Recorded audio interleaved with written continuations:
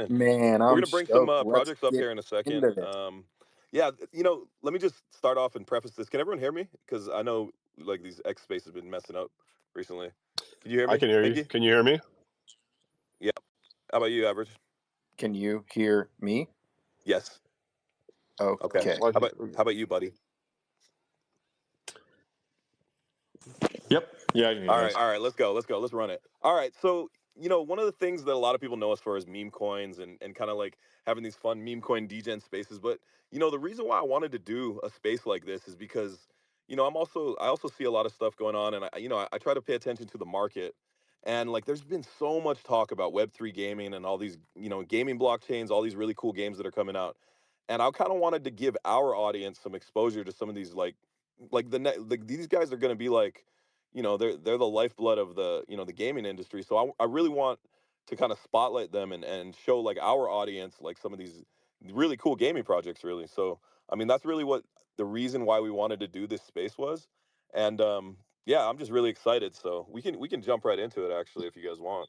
We Let's go ahead. we missed one point here. Like these are some of the biggest projects in gaming, right? Like I see Immutable X down there. I see DGI.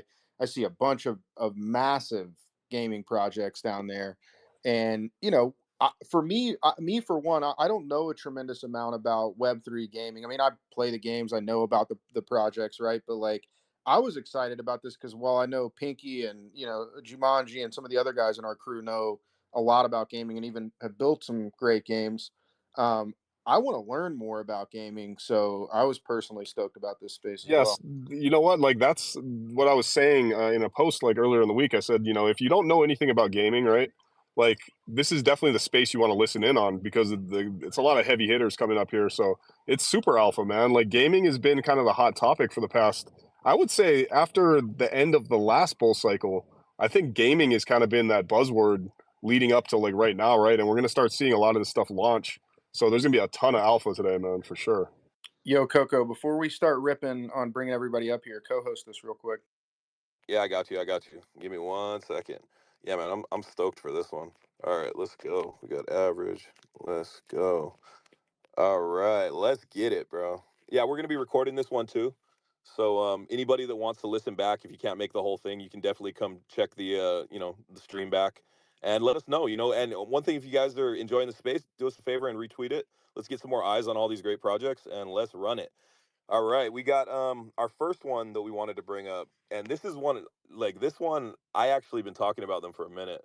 I think I was talking about them like 3 months ago, and I'm actually a holder of their coin, and they have been on a tear and just making a lot of noise in the industry. And it's DGI Game. I wanted to say what's up to these guys. What's happening, man? Welcome to the stage. Yo, what's good, brother? Thanks for having us. I really appreciate it.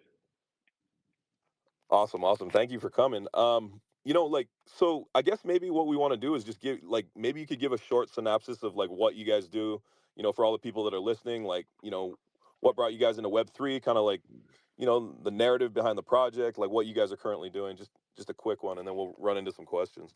Yeah. Happy to do it, guys. So thanks for having us tonight. Super excited to be on your guys' platform. You guys crush it on the X chapter here. So um, we've been in crypto since 2016. Got our butts handed to us in the first cycle in 17, 18. Started investing heavily into Web3 gaming assets. Started actually with Axie Infinity and cooked about $500,000 into that disaster. And so we started deploying several $1 million into different Web3 games that were coming online, looking at some of the teams, in-game economy, stuff like that. And we were lucky enough to take a very large early position in a game called Big Time, which has done extremely well in the Web3 gaming space. And I think they're going to keep crushing it for a long period of time. And so these gaming assets kind of sat dormant in 2021 through 22 into late 23, and then Big Time's economy fired up, and so it started taking off. I mean, the game's crushing it, spitting out millions and millions of dollars a month, and we were the largest in-game asset holder in Big Time. So our guild started producing substantial revenue. 80,000 first month, and 200,000, then 400,000. I'm like, wow, maybe we should tokenize what we have going here. So instead of going the traditional guild route, like some of these other big players, we decided to do more of like a performance-based incentive token. So like, all right, let's dedicate 50% of our revenue from our guild to this staking rewards program. Let's let the players, or let's let the token holders and the stakers kind of feel our performance and kind of be rooting for us, and you know and be kind of cheering us on as far as what we're doing from a guild standpoint, and continue buying more assets, getting more exposure in games, and continue increasing revenue to further increase the staking rewards for the staking holders. So we we started there. We've been spitting off monthly rewards to the stakers. I think the first month was around 45% APY, and we pay out in stable coins. So there's no sell pressure to the native token, which is nice. And this thing's kind of just taken on a life of its own since we started doing this. We launched the token in mid-June. It's run up. It's touched $80 million market cap a couple of times in the first, call it 90 days. We started to get a lot of attention from other gaming projects. Got got involved with another gaming studio that still hasn't launched, but they have a one of one AI gaming launch pad. So essentially, you're going to be able to type whatever kind of game you want into a search bar, and it will generate you a game of your choice with anything you'd like in a matter of minutes. So I've never seen anything like it before. They claim it's one of one, and very excited about that project. So DJI has a partnership with them, has a partnership with a couple other gaming ecosystems, and now DJI is developing its own in-house games, so the more rewards will pour into the DJI staking program there. We're also working on a couple of acquisitions of some Web3 games that are having some financial issues. So it's been quite the ride, guys, over the last 3 months. Started as a gaming guild that was doing some great revenue, and it's turned into almost what looks like a gaming studio ecosystem of a plethora of different partnerships and Web3 gaming assets. So, with DGI, the way we look at it from a high level is, if you buy DGI, instead of investing in one thing or one company, you're investing in pieces of a bunch of different Web3 gaming assets, almost like an ETF if you were to look at like a stock or something. So very excited. We're very bullish on where this thing's going to go during this next cycle. We have the halving, looks like 420, and so with everything we have cooking, it's very very busy. But we think that the sky's the limit for everyone involved in this, and we couldn't be happier and appreciate all the support we've had this far. Dude, that is so crazy, right? To think about that. Like it's so cool for people that maybe aren't really in gaming that much, right? But they want to dabble in it or they want to get exposure.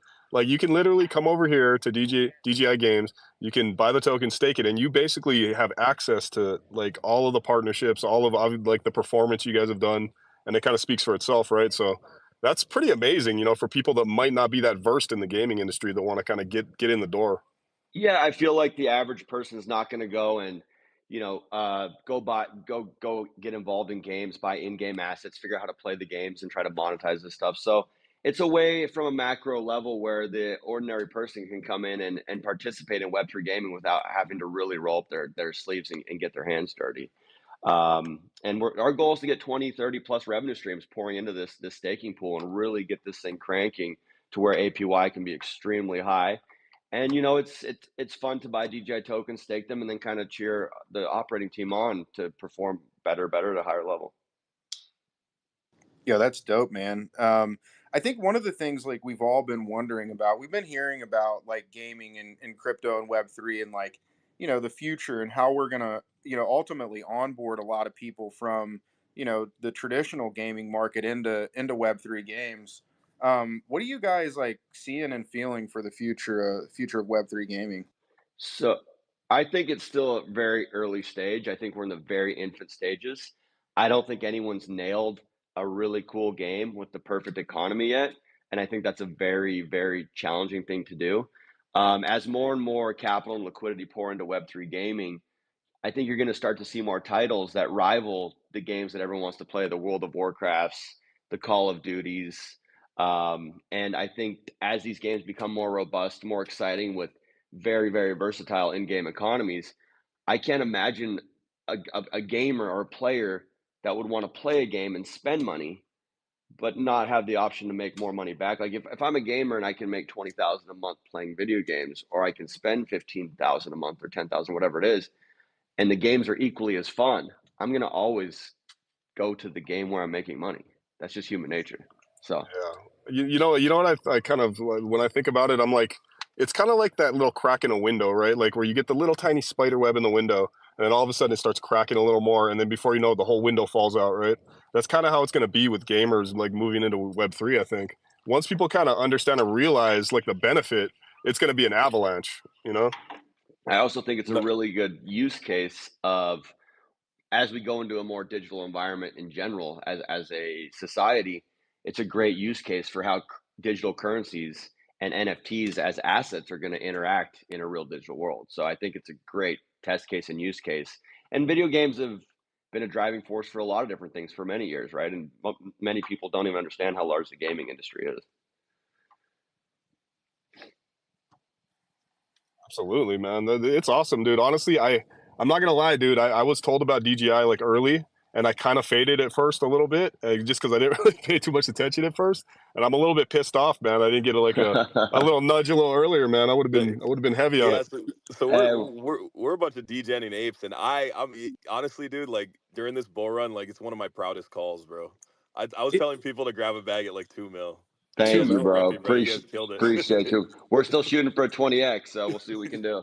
We faded, man. But you got to understand, it's because it's really hard to keep up with Coco. Coco apes every single coin he sees, Yeah, My and yeah. man. so My if you man. saw our chat, like we can't, like just financially, and not just like remove the mental part from it, right? Like, I mean, it's crazy. So when we saw, I think like when I saw DGI just explode, I was like, oh my god, this was stuck in the middle of in some of those coins. But I aped a little bit later, so I'm super happy.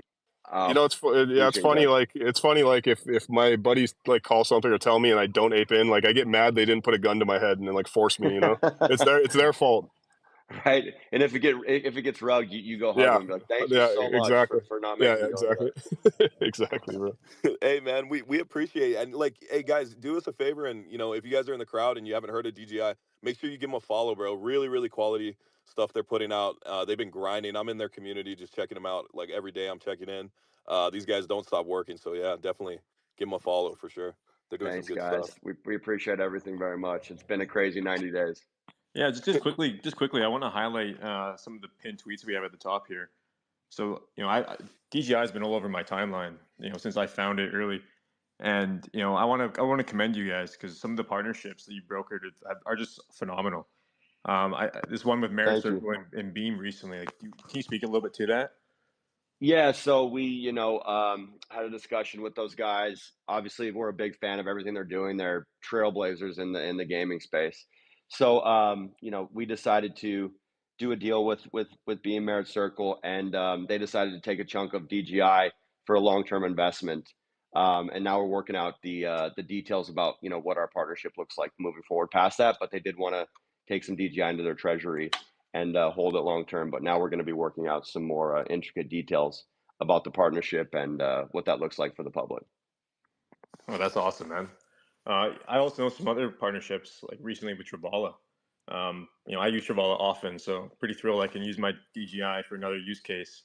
So thanks for Yeah, that. I didn't even yeah, see that one. You guys yeah, partner with yeah, yeah, Travala? yeah. Obviously it's not gaming, but we just felt like the more places that you can use DJI as a currency, the better, man. And it's one of the biggest travel sites, so we're like, screw it, let's go.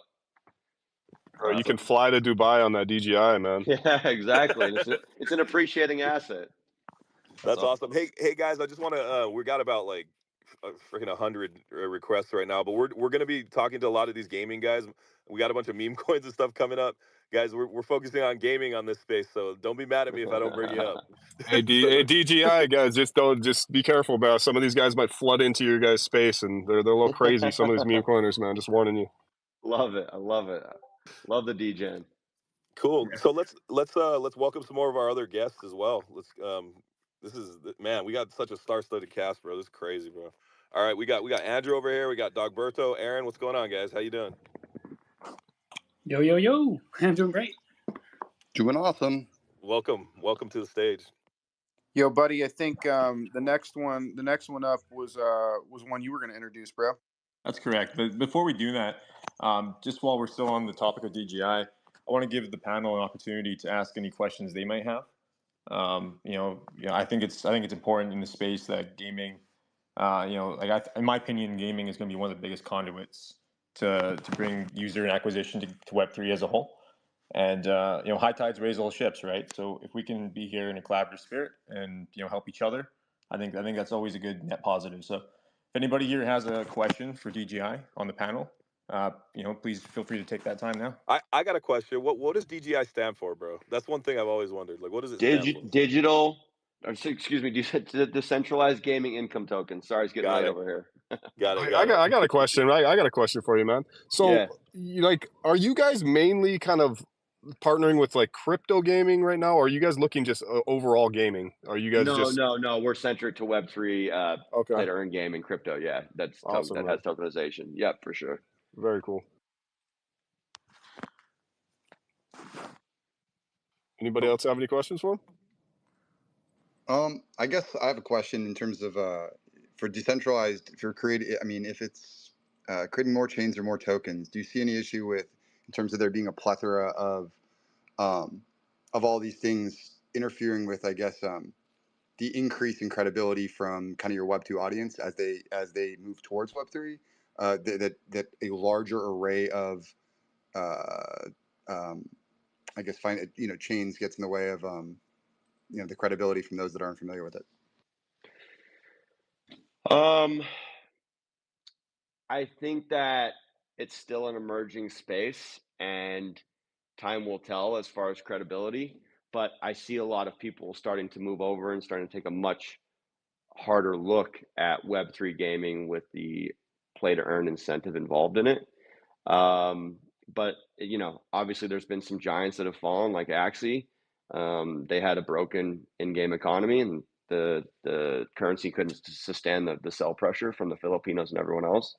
But I think that over time it will gain a ton of credibility as we wrap our heads around how to build the right economies, how to make games that are extremely fun, but also layer in the currency with the in-game real assets. They're going to bring it in serious value, as we've already seen historically. But it's just going to take time to get the credibility from the traditional gamers over to the Web3 space. But I'm confident that it will happen over time. It's a better model in general than just playing video games and spending money.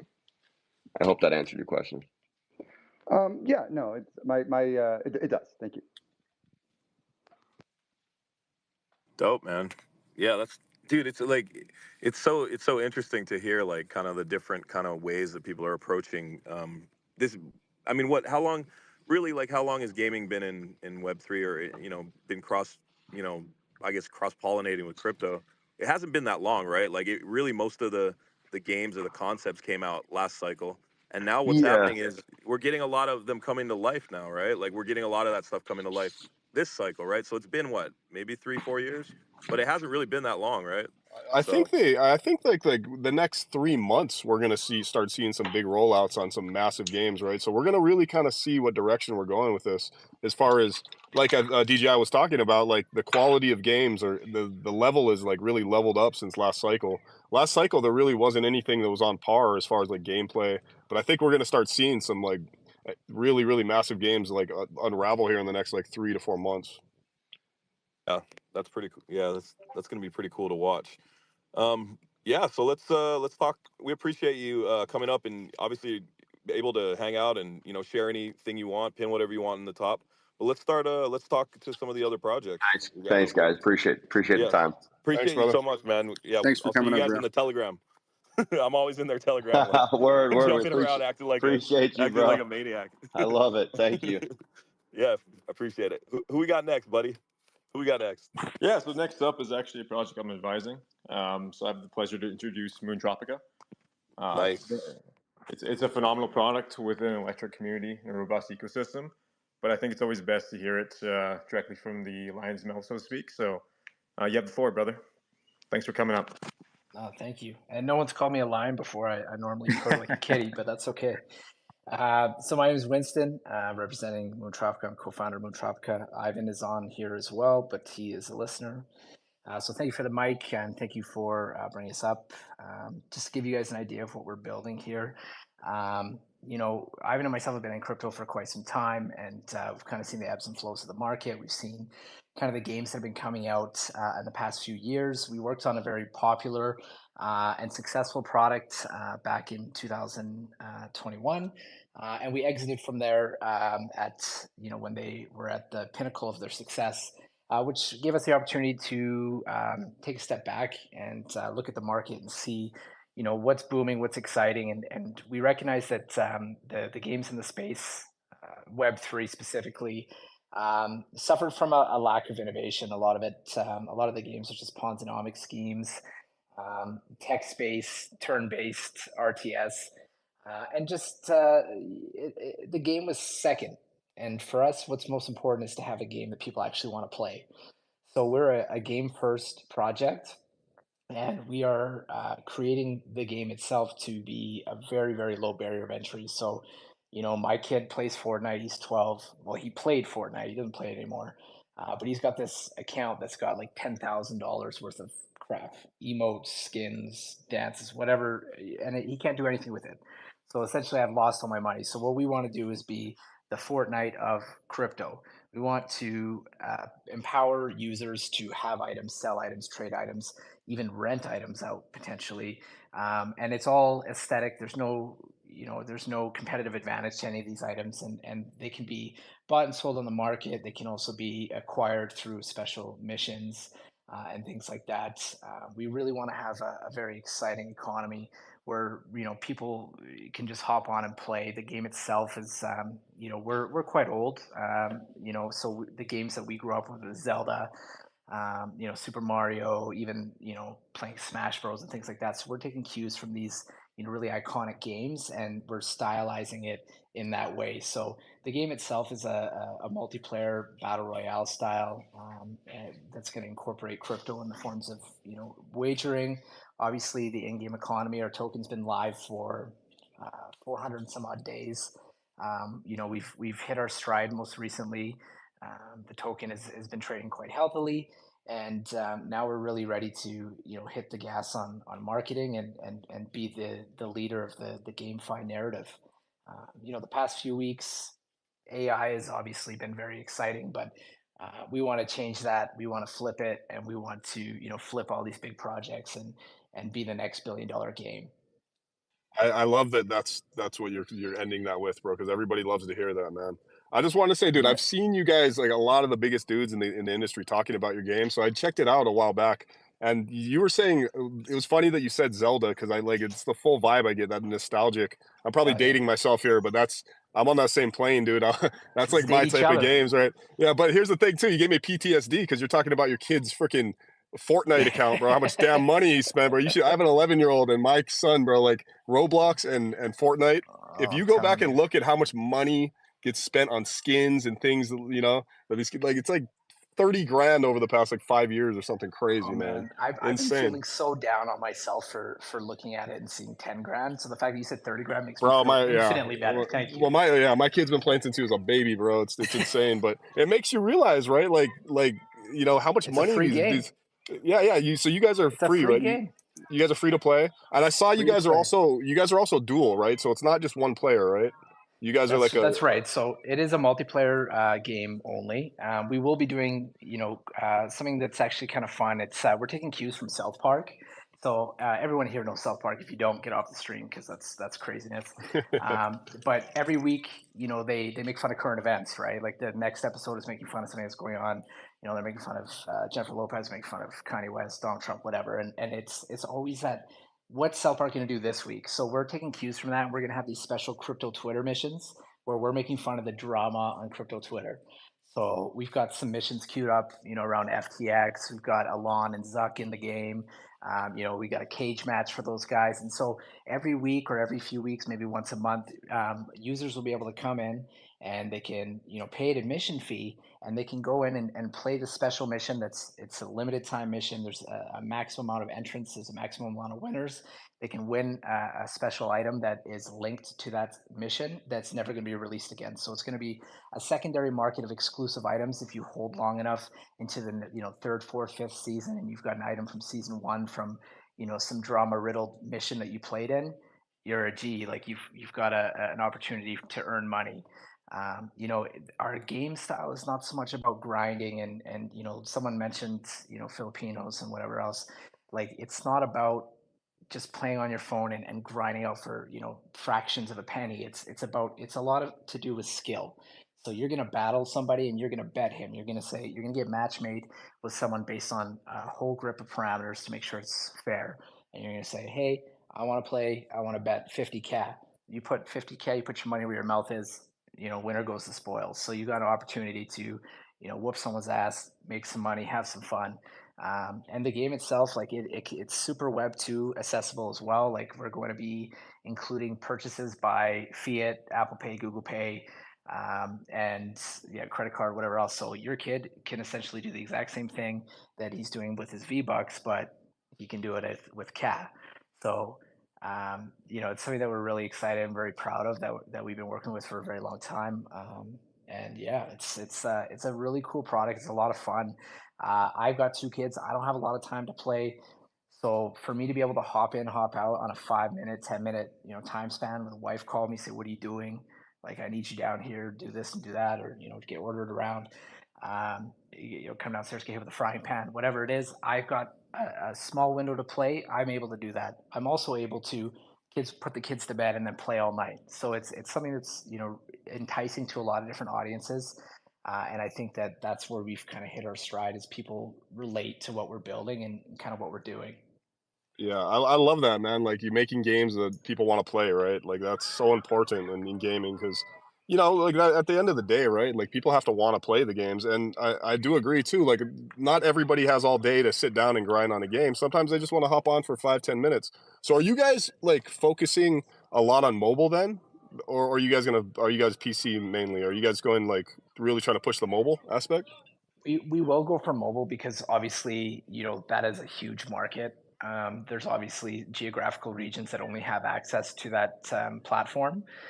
Right now, the game is optimized for PC and Mac. We are obviously doing in tandem the possibility of doing mobile. The game itself is actually a little bit of a heavy Do we lift. do we lose them or am I rugging? Hold on. It might be No, you. you're rugging, bro. I mean, I can hear him, but like, yeah, I can hear it. Yeah, I can hear Moontropic. I just yeah, maybe yeah, I if can you hear him. Go ahead, brother. Oh, sorry. no, Yeah, I was just saying that, like, the mobile version is definitely coming. We want to be multi-platform. Obviously, we could potentially use a launcher and be available on console as well. That's everything that we're doing is so that we can hit every single audience possible. We want critical mass. We want every single person in retail, every single person in Web3 to know what we're doing. So everything that we're developing is very clear and concise, and our vision is to be accessible to anyone that wants to play, no matter where you are geographically, how much money you have in your pocket, what type of computer or phone that you have. We want to be available for you. that's dope, man. You're trying to increase the TAM and be able to be inclusive and bring the game to as many people as possible. Yo, So I heard you have maybe you have an upcoming beta, closed beta. Is that true? That is true. Yeah. So we'll be doing a closed beta at the end of May. Right now, we've really been pushing the gas on QA. We're not lost to the fact that you really have one chance to kind of strike, and how many times you picked up a game and you played it and then it was trash and you never visited it again, but then it turned out that the game was actually good. So we don't want to be in that situation. So we've been very, very secretive and very, very possessive of what we're building. So we're doing some internal QA. We've got some of our alpha holders playing the game right now. They stream quite often. They quite they enjoy it. They give us feedback, and then we put it back to our developers to make sure that we're making a game that they want to play. So the closed beta is going to be out May at the last weekend of May, and we will post some details on how you can whitelist yourself to play. and that'll be the first opportunity for anyone to for the public to get their hands on Mootropica. That's dope, man. I'm excited for it. Bro, I better get that DM, bro. I better get that DM for that first play, dude. Yeah, you got to follow my personal, and I I got you, bro. I'm on you, bro, right now. Nah, yeah, for sure. Like honestly, like we want to be accessible to whoever wants to be able to play it, right? So we have some ideas around who can whitelist, and it's going to be a fun and gamified way for people to kind of get involved, and for us to really see what the community's appetite is for what we're building. That's why when I looked at it, bro, I just thought for some reason Zelda. When you said Zelda, it triggered in my head when I saw Dog, that. And pick up and the another Nintendo Switch and Nintendo, Link's Awakening, and yeah, on bro, Nintendo Link's Switch, man. Awakening. And That's another, it. I kind of got like a vibe of the old school Final Fantasy VII. Remember that? Like just the Yeah. way Oh it hell looked for yeah. a second. Yeah, like we're not we're not reinventing the wheel, but we want to be like Zelda on steroids, right? Like Nintendo's been making Zelda for 30 years, and what are they doing every time? They can keep feeding me the exact same game but updating the graphics. I'm gonna buy it, I'm gonna play it, I'm gonna beat it, I'm gonna love it. So by taking that kind of nostalgic and that art style, and then building out Web3 with actually real crypto utility, adding multiplayer, adding elements that you could never get in a game that you grew up with. That's where we're trying to strike, and that's what gets us you know excited. Hey, you know what I was noticing is your community is pretty active, man. The Hell yeah. community, the Yeah, CAH, like They that's are. it. they've been rating me like you guys are a meme coin. Yeah, They've been man. hitting me hard. I They've been doing this for 2 years too. Like the fatigue, there's no fatigue with these guys. Like they're fanatical. They believe in what we're doing. They're excited. They're excitable, and they want everyone to know about what we're doing. And that's how we became successful, because these guys were yelling from the rooftops to anybody that would listen. The people that weren't listening, they just keep yelling at them until they had to acknowledge us. And that's it's crazy. It is very meme coin esque, but we are a memeable game. Like our product is memeable. There's a lot of funny things that we're doing within the game. Like, a lot of the emotes that we have are silly. Like you can have Pepe's in the game. He's doing, a head spin. Like you've got the DX suck it. So you could have, Elon Musk versus, Zuck, the cuck. Like there's a lot of fun things you can kind of do. So it's more so about evoking fun and evoking nostalgia, and just friendly and good times, man. So the community, they see that, they love it, and that's how we've been able to reach the success that we've had. But there's so much left in the gas tank, guys. Like we're on full on the gas tank, and once our marketing starts, like we're the next Axie. That's it. I like what you're saying with a lot of this too, right? Because like I can tell you like games and everything, but I can tell you're a DGen too. I can, by the way, you're like, man, we want to be the #1 project. We're trying to get to those multi-billions. Like everybody wants to hear that too, right? So that's good that you have that mindset, man, in this industry, It's because like we're headed into a bull run, and like it's going to be a lot of competition, and like you said, dude, if you're the guys that come out and people want to be a part of, man, it could be massive. Yeah, and I really like how you're building the community like a meme coin community, because if we're seeing anything this cycle, like it's wildly different from previous cycles. I mean, I've been through a few of them, and what's resonating with like the broader crypto audience, at least the audience that we have here with us right now, is that the meme vibe is what's resonating, and that style of marketing is what's resonating right now. So it's pretty dope that you're building a community that's willing to get out there and work for their bags, get in the replies, and really stir up some noise. So that's pretty cool, man. Yeah, like it's fun, right? That's the kind of thing, is that people, we can't just take ourselves so serious all the time. Obviously, this is a business. Obviously, the end goal is for mass adoption. Obviously, that's revenue generation. That's great, but to have fun while you're doing that, to pump your own bags, and actually see the spoils of the work that you're doing, that's what's kind of exciting for us. Like we were able to get a lot of tier one influencers and KOLs involved and excited about what we're building, because people were yelling at them and saying, yo, what are you doing? You're not, like, you're talking about this game, that game, or whatever, this project, that project, but you're missing this one. This is the one. And so to their credit, they've brought us a lot of success. They've brought us a lot of eyes, and we built the notoriety from there. So shout out to the community. Appreciate y'all. And So, yeah. They're called the community, the The community, CAH. man. We That's we pretty got we funny. got we got to hashtag everything, bro. Yeah, that's good. That's good. That's awesome, man. Yeah, no, it looks really cool. It's so funny because like while you're talking, I'm like searching through and like looking at like screenshots and stuff and like digging in, and it seems like those guys are really passionate, man. So I'm really excited to watch you guys. When do you guys? So what's like the next big kind of big event that you guys got coming? Maybe you can share that with everybody. And like, what are you looking forward to? Like, let's just say the next 6 months. Like, what are the big kind of I don't know catalysts for the project? Yeah, so like for us right now, we're doing we're creating a trailer, and that's kind of going to be our welcome to the world, and that's how we're going to come out, and not in any other way other than presenting ourselves to the community and just being as bullish on ourselves as we possibly can and as loud as we can. So we're coming with a full trailer, something that we're going to be pushing out through all of our socials, through all of our connections. It's something that's actually really exciting, and then that's when we're going to push out our marketing. So we've got a lot of different things that we're going to be putting out through a lot of different collaborations and partnerships that we have. The obviously the closed beta is going to be coming out in May, and we're pushing for a social island for the next few months as well. So that's where you can just go and chill with your homies. You can go meet, make some friends, join up on parties, just chat, talk shit, whatever that and what we used to do in RuneScape and have a hotel if you ever played it, just for fun, right? Like there's going to be a couple little things you'll be able to do on the island. There's going to be an arcade in there with some mini games and things like that. Um, for Q3, that's when we're going to start getting the Web3 integration real deep, real heavy. So we'll be, adding in the NFTs for the skins and the items and the call signs and the emotes.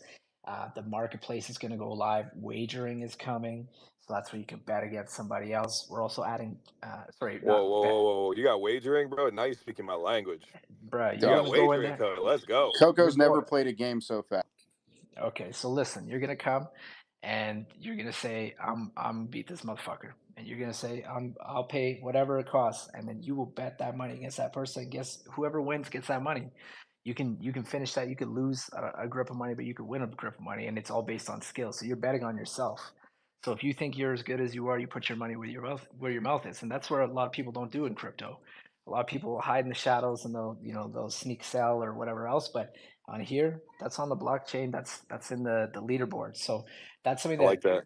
that's the most exciting thing for us is to have that wagering integration, and then going into I guess Q4 end of year, we'll be dropping some mini games. So we got if you guys are familiar with like Mario Strikers, we're working on like a soccer variant of the game. We got a basketball variant, which is going to be fun as well, and you can use your own character in there as well. So use the character customization tool to make your own character and play it in the social island and this and that, the other thing. And then that's when we're going to be putting out our crypto missions. So that's when those are going to start for people to come in and be able to unlock some great items, some limited items, and kind of add to their wallets. Oh, do like a mini Street Fighter 2, bro. I'm undefeated. I've never lost. I mean, you haven't played me, so I guess you can say that for It's now. on, bro. It's on. Let's go. Dope, bro. Well, yeah. If you haven't done so already, we pinned a tweet from Moon Tropica up top. Go give them a like. Go give them a follow. Retweet that thing. Show them some love, and go tap in and see what that community is all about because it sounds awesome. Yeah, Thank you absolutely. guys. Yeah, thank you guys so much for coming up, man. It's been great to have you. Yeah, Thanks, sorry bro. for siphoning so much of your time, but super passionate. Thank you for having us. Join the No, community. you You can message me anytime, anywhere, and I'm going to respond. I'm open for everyone. I'm open for feedback, and I appreciate you guys. So, thank you no, so much. Yeah, no, man. man. You guys, all of you guys are welcome to in our space anytime. It's awesome to have you guys come up. We appreciate you coming up. Thank Yeah. you. I'll be back for Dope, sure. man. Dude, like right there. We've already talked to 2 games that I'm like, bro. I listened to like every single word these guys are saying, and I'm like 10 times more bullish. I already own some DJI, but now I'm like, I got to spend some time to dig into Moon Tropica because you guys sound like you guys got some Yeah. really cool stuff It's going. like, and if for Yeah. anyone for out there that's like not really that into the gaming sector, like these are like some real heavyweights coming up here. Like if you're interested, definitely go like tap into their communities and check it out. If you're gonna like dabble into any projects, these are definitely some you want to look into. Yeah, for sure, 100%. All right, let's you know what? I want to say what's up to Andrew because he came up here and he's been hanging out. He's with Immutable. You guys have been doing some amazing stuff. We've been keeping tabs on you guys as well. What's going on, brother? What up, team? How are we today? Great to be here.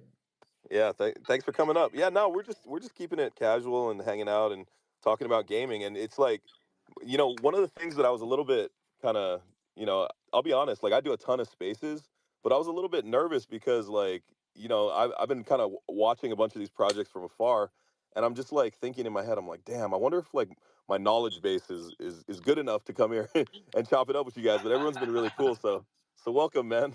How's it Ah, going? it's good. It's good. You just gotta love games. It's pretty easy. The projects that we're just speaking, they're awesome. Love them.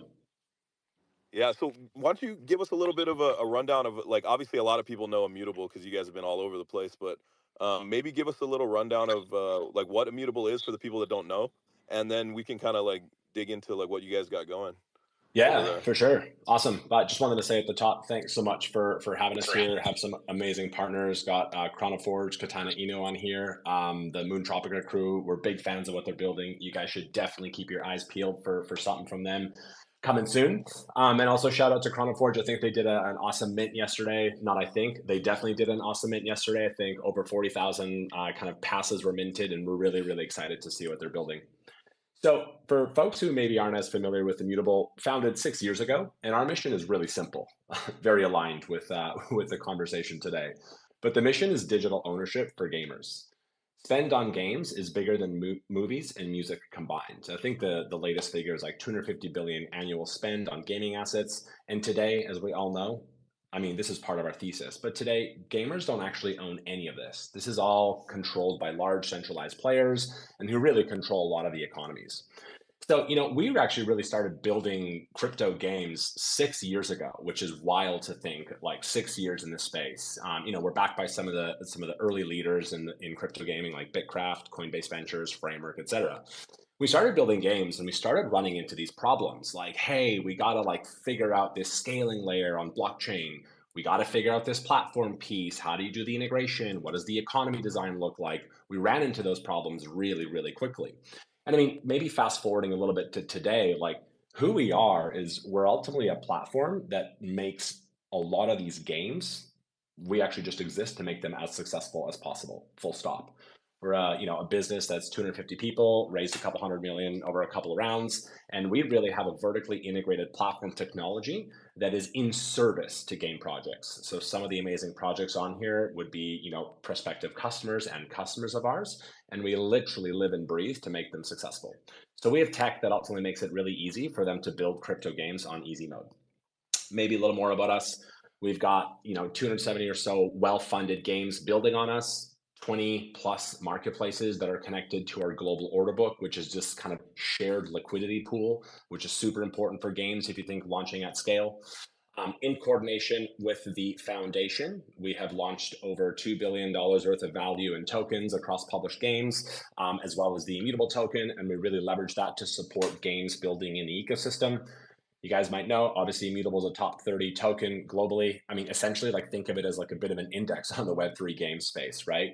By our estimates, we have between 40 to 50% of Web3 games building on us. And again, that's not to beat our chest, but that's to say like we literally exist to try to make them as successful as possible. I think in the early days, we started out on StarkX. That was a chain for us. I think 250 mil in TVL, and then folks would know just over a year ago, actually, we announced a partnership with Polygon. Kind of bringing the top gaming chain and the top gaming platform together. And that's been truly fantastic.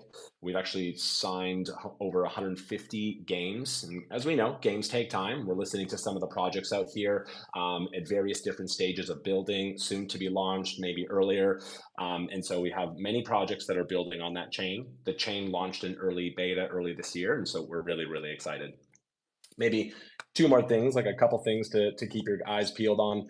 Launches coming around the corner. So Guild of Guardians. So maybe taking half a step back, there's two parts to our business. As I mentioned, we started building games and then we said, shit, like these are the same problems that everyone's going to run into. Why don't we offer a platform to make it easy for everyone else? So on the studio side, Our own kind of in-house is Guild of Guardians. That's launching on the 15th of May, worldwide launch. Super, super excited for that one. Metalcore, Shardbound, a couple other examples. And then, of course, we have many amazing partner games that are upcoming. In like Chronoforge, for example, yesterday did a mint leading up to game launch. Blast Royale, Space Nation, Illuvium, Treeverse, Pixelmon. Those are some of the folks. Like Illuvium's been building for a while. Treeverse and Pixelmon, they got upcoming tokens, which we're really excited about, and game releases. So a lot of that's going to be like, we're really going to start to see that over the next couple of months. And so maybe just like to kind of put a pin on the 5 minute part, like all we care about is making games as successful as possible. So you should think of Immutable as your one-stop shop. Like, hey, I'm building a Web3 game. How do I launch a token? How do I run this mint? How do I do game economy design? How do I integrate Web3? What's the wallet to use? All of that is stuff that we solve and make it as easy as possible for folks to build on easy mode. And we are existentially tied to this problem. Remember, we started by running into these problems ourselves, and then we solved them, and now we're offering that platform. So that's one. The second, we're actually running as the chain is going live. Just a shout out for everyone here who's interested. Play some of those games. We're actually running some pretty awesome rewards on chain for the next couple of months. I actually think it's going to be running for the rest of the year. So there'll be rewards, different questing, selling, trading. I mean, playing games and getting rewards and racking up points doesn't get any better than that.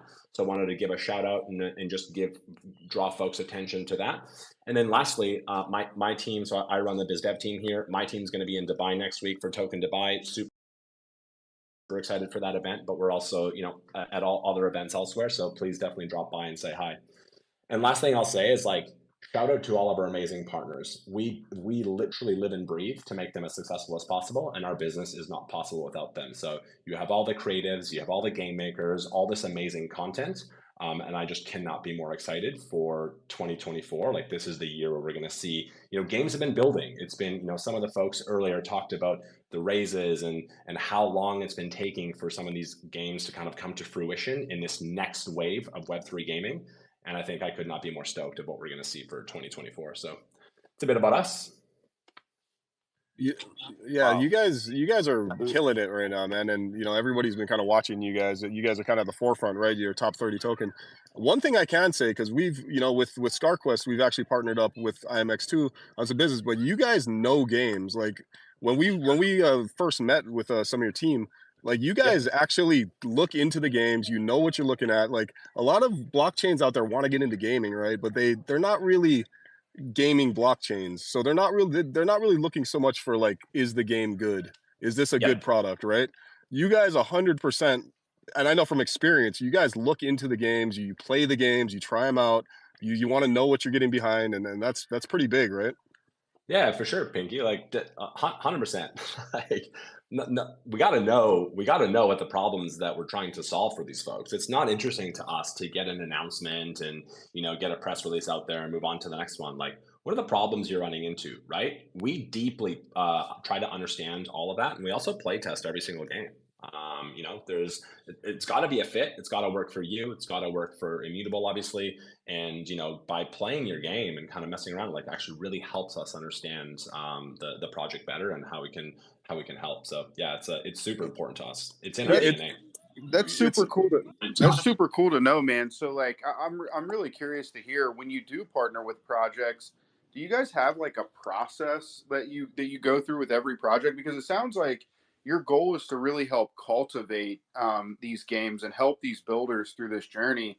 And it'd probably be really cool for people that are down there thinking about building a game to know, Yeah, for sure. I mean, we can't speak to everyone, right? I'd love to say that we're at massive scale right now today, but we're a business and we have constraints just like anyone else. But so my team is the biz dev team. We're by far the largest gaming BD team out there, and our simple mission is just to speak to all the quality projects, understand their problems, and figure out how we can solve them by onboarding them to the Immutable platform. So, I mean, the process is relatively straightforward, right? Get in touch with us. And to be honest, chances are, like, we have really good market intelligence within our team. So we have a team that supports the biz dev team and goes and canvasses the market. We have all of our relationships with VCs. Chances are we're aware of 90 to 95% of the games out there. So, we know who's who, but we'll definitely miss some. And there's always new ones that are coming around and that are coming along. The funding in this space has not stopped.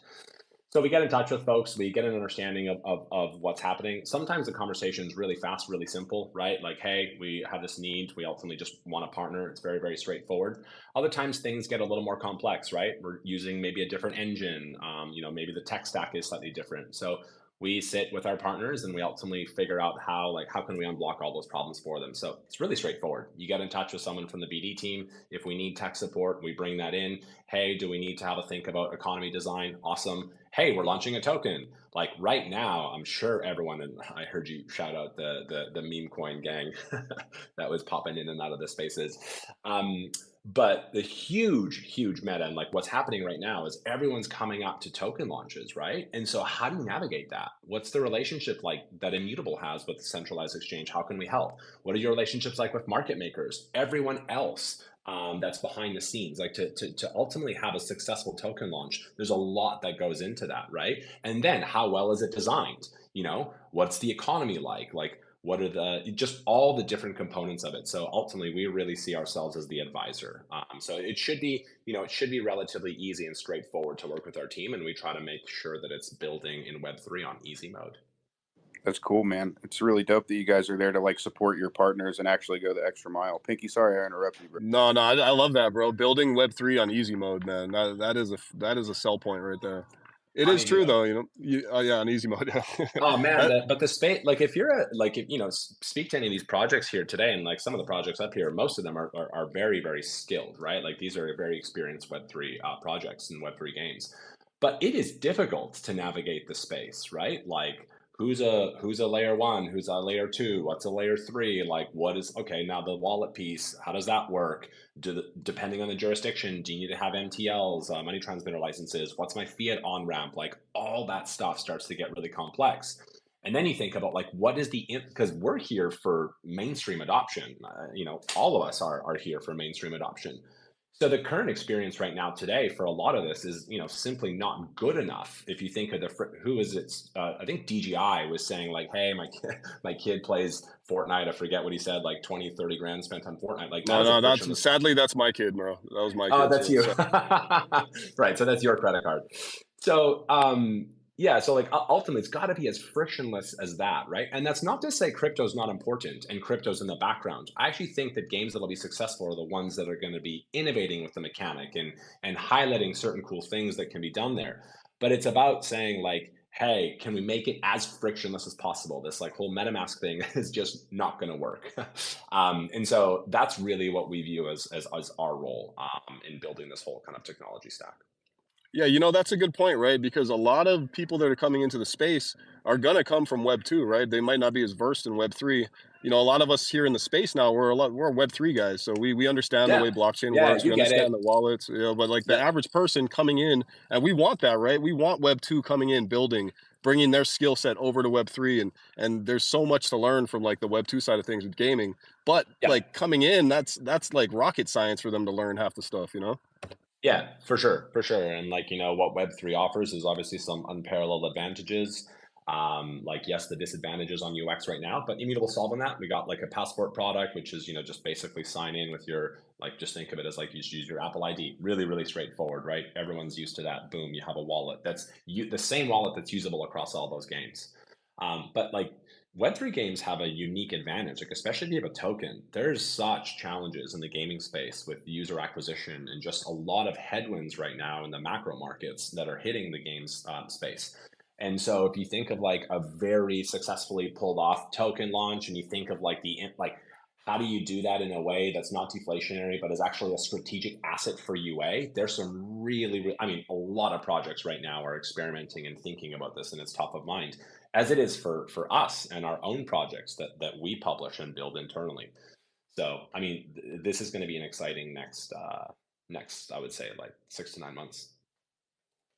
Yeah, you guys are doing it right, man, and the space definitely needs guys like IMAX, guys like Beam, just people that are gaming, Yeah. centric that are actually looking for the right things, right? Bringing the right games in.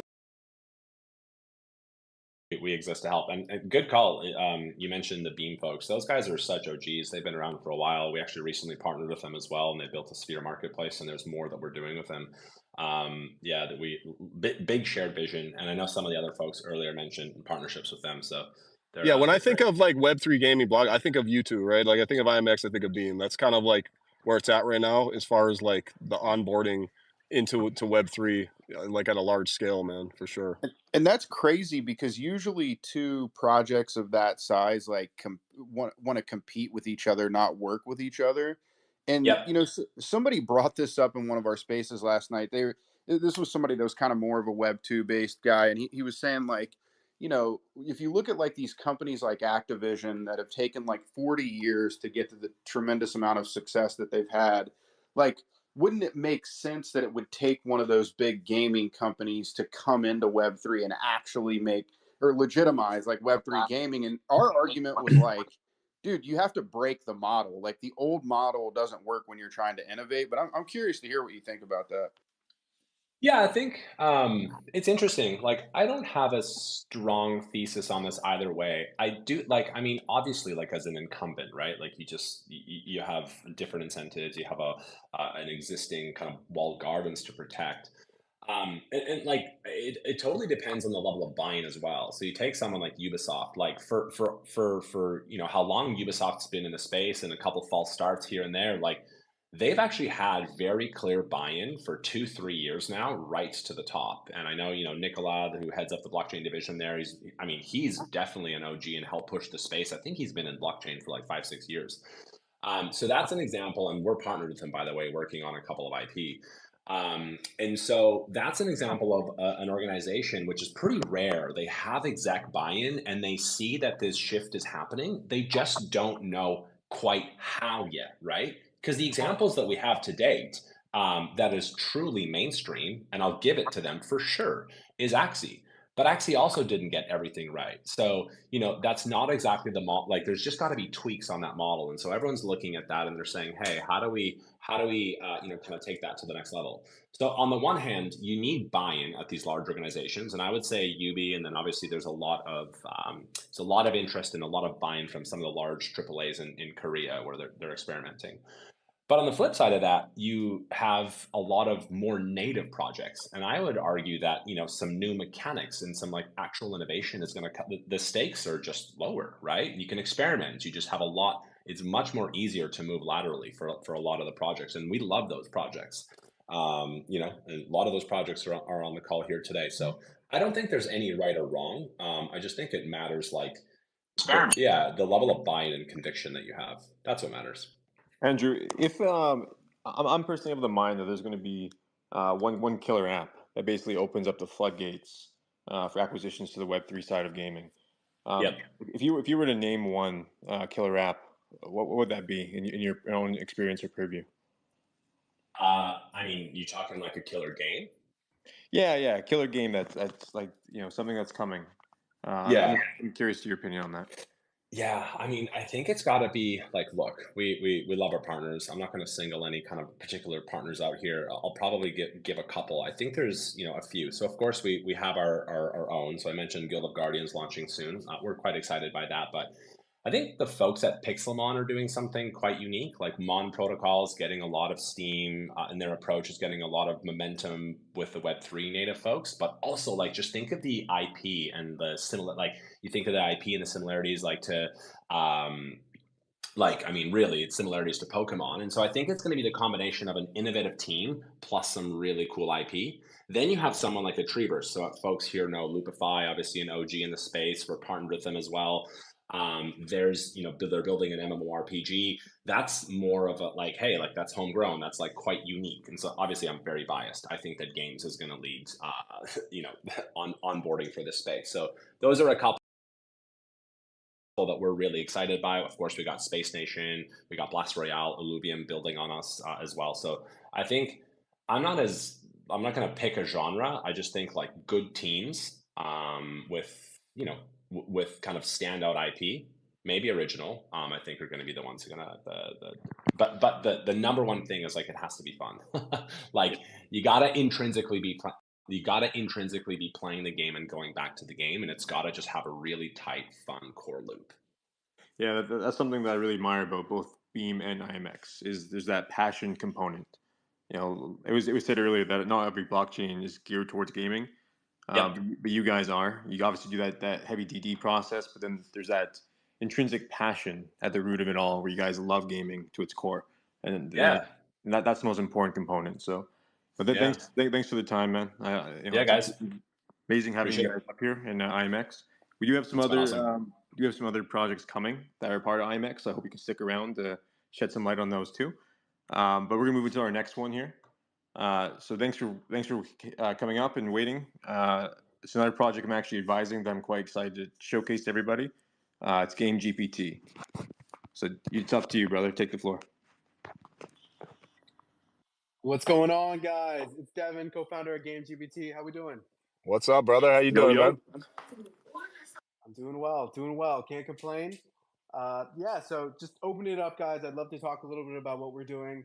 But maybe the first things first, I'd like to give a shout out to everybody on the panel, and especially the hosts for inviting us. So Coco, Pinky, Average Crypto, Buddy, and thanks for kind of sending through the invite. I think based on our Telegram chats, I know about half of the other people and projects that are going to be on the panel. And the other half, I think I'm meeting for the first time. So really happy and really excited to learn about you guys' project and everything that you're doing. Bro, the pleasure is all really ours, man. Thank you so much. Glad to have you, man. No problem. I appreciate it, guys. And yeah, exciting to see where this goes. All the listeners at home, if you're on my side of the world, it's like a Thursday night. So appreciate you guys staying up to learn about blockchain gaming.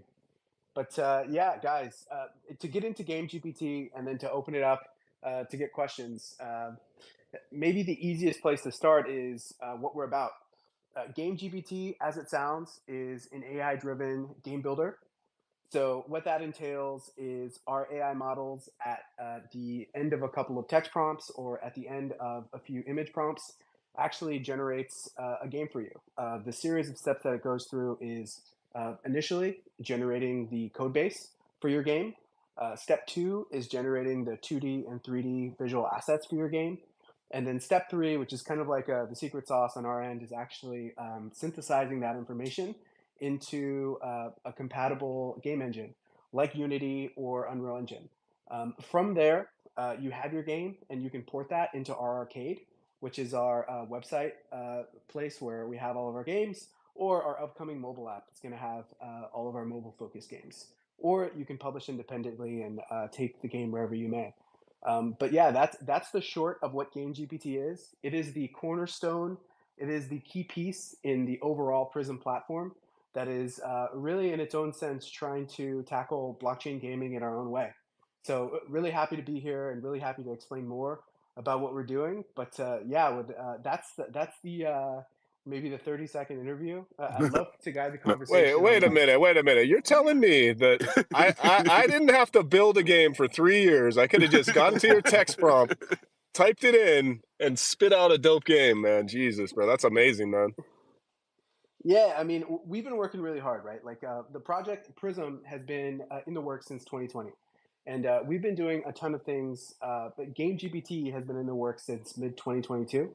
And we've been doing the approach, and I guess the mission that we've had from the beginning is like, how can we be a technology first company that lowers the barrier of entry of getting into Web3 for all, right?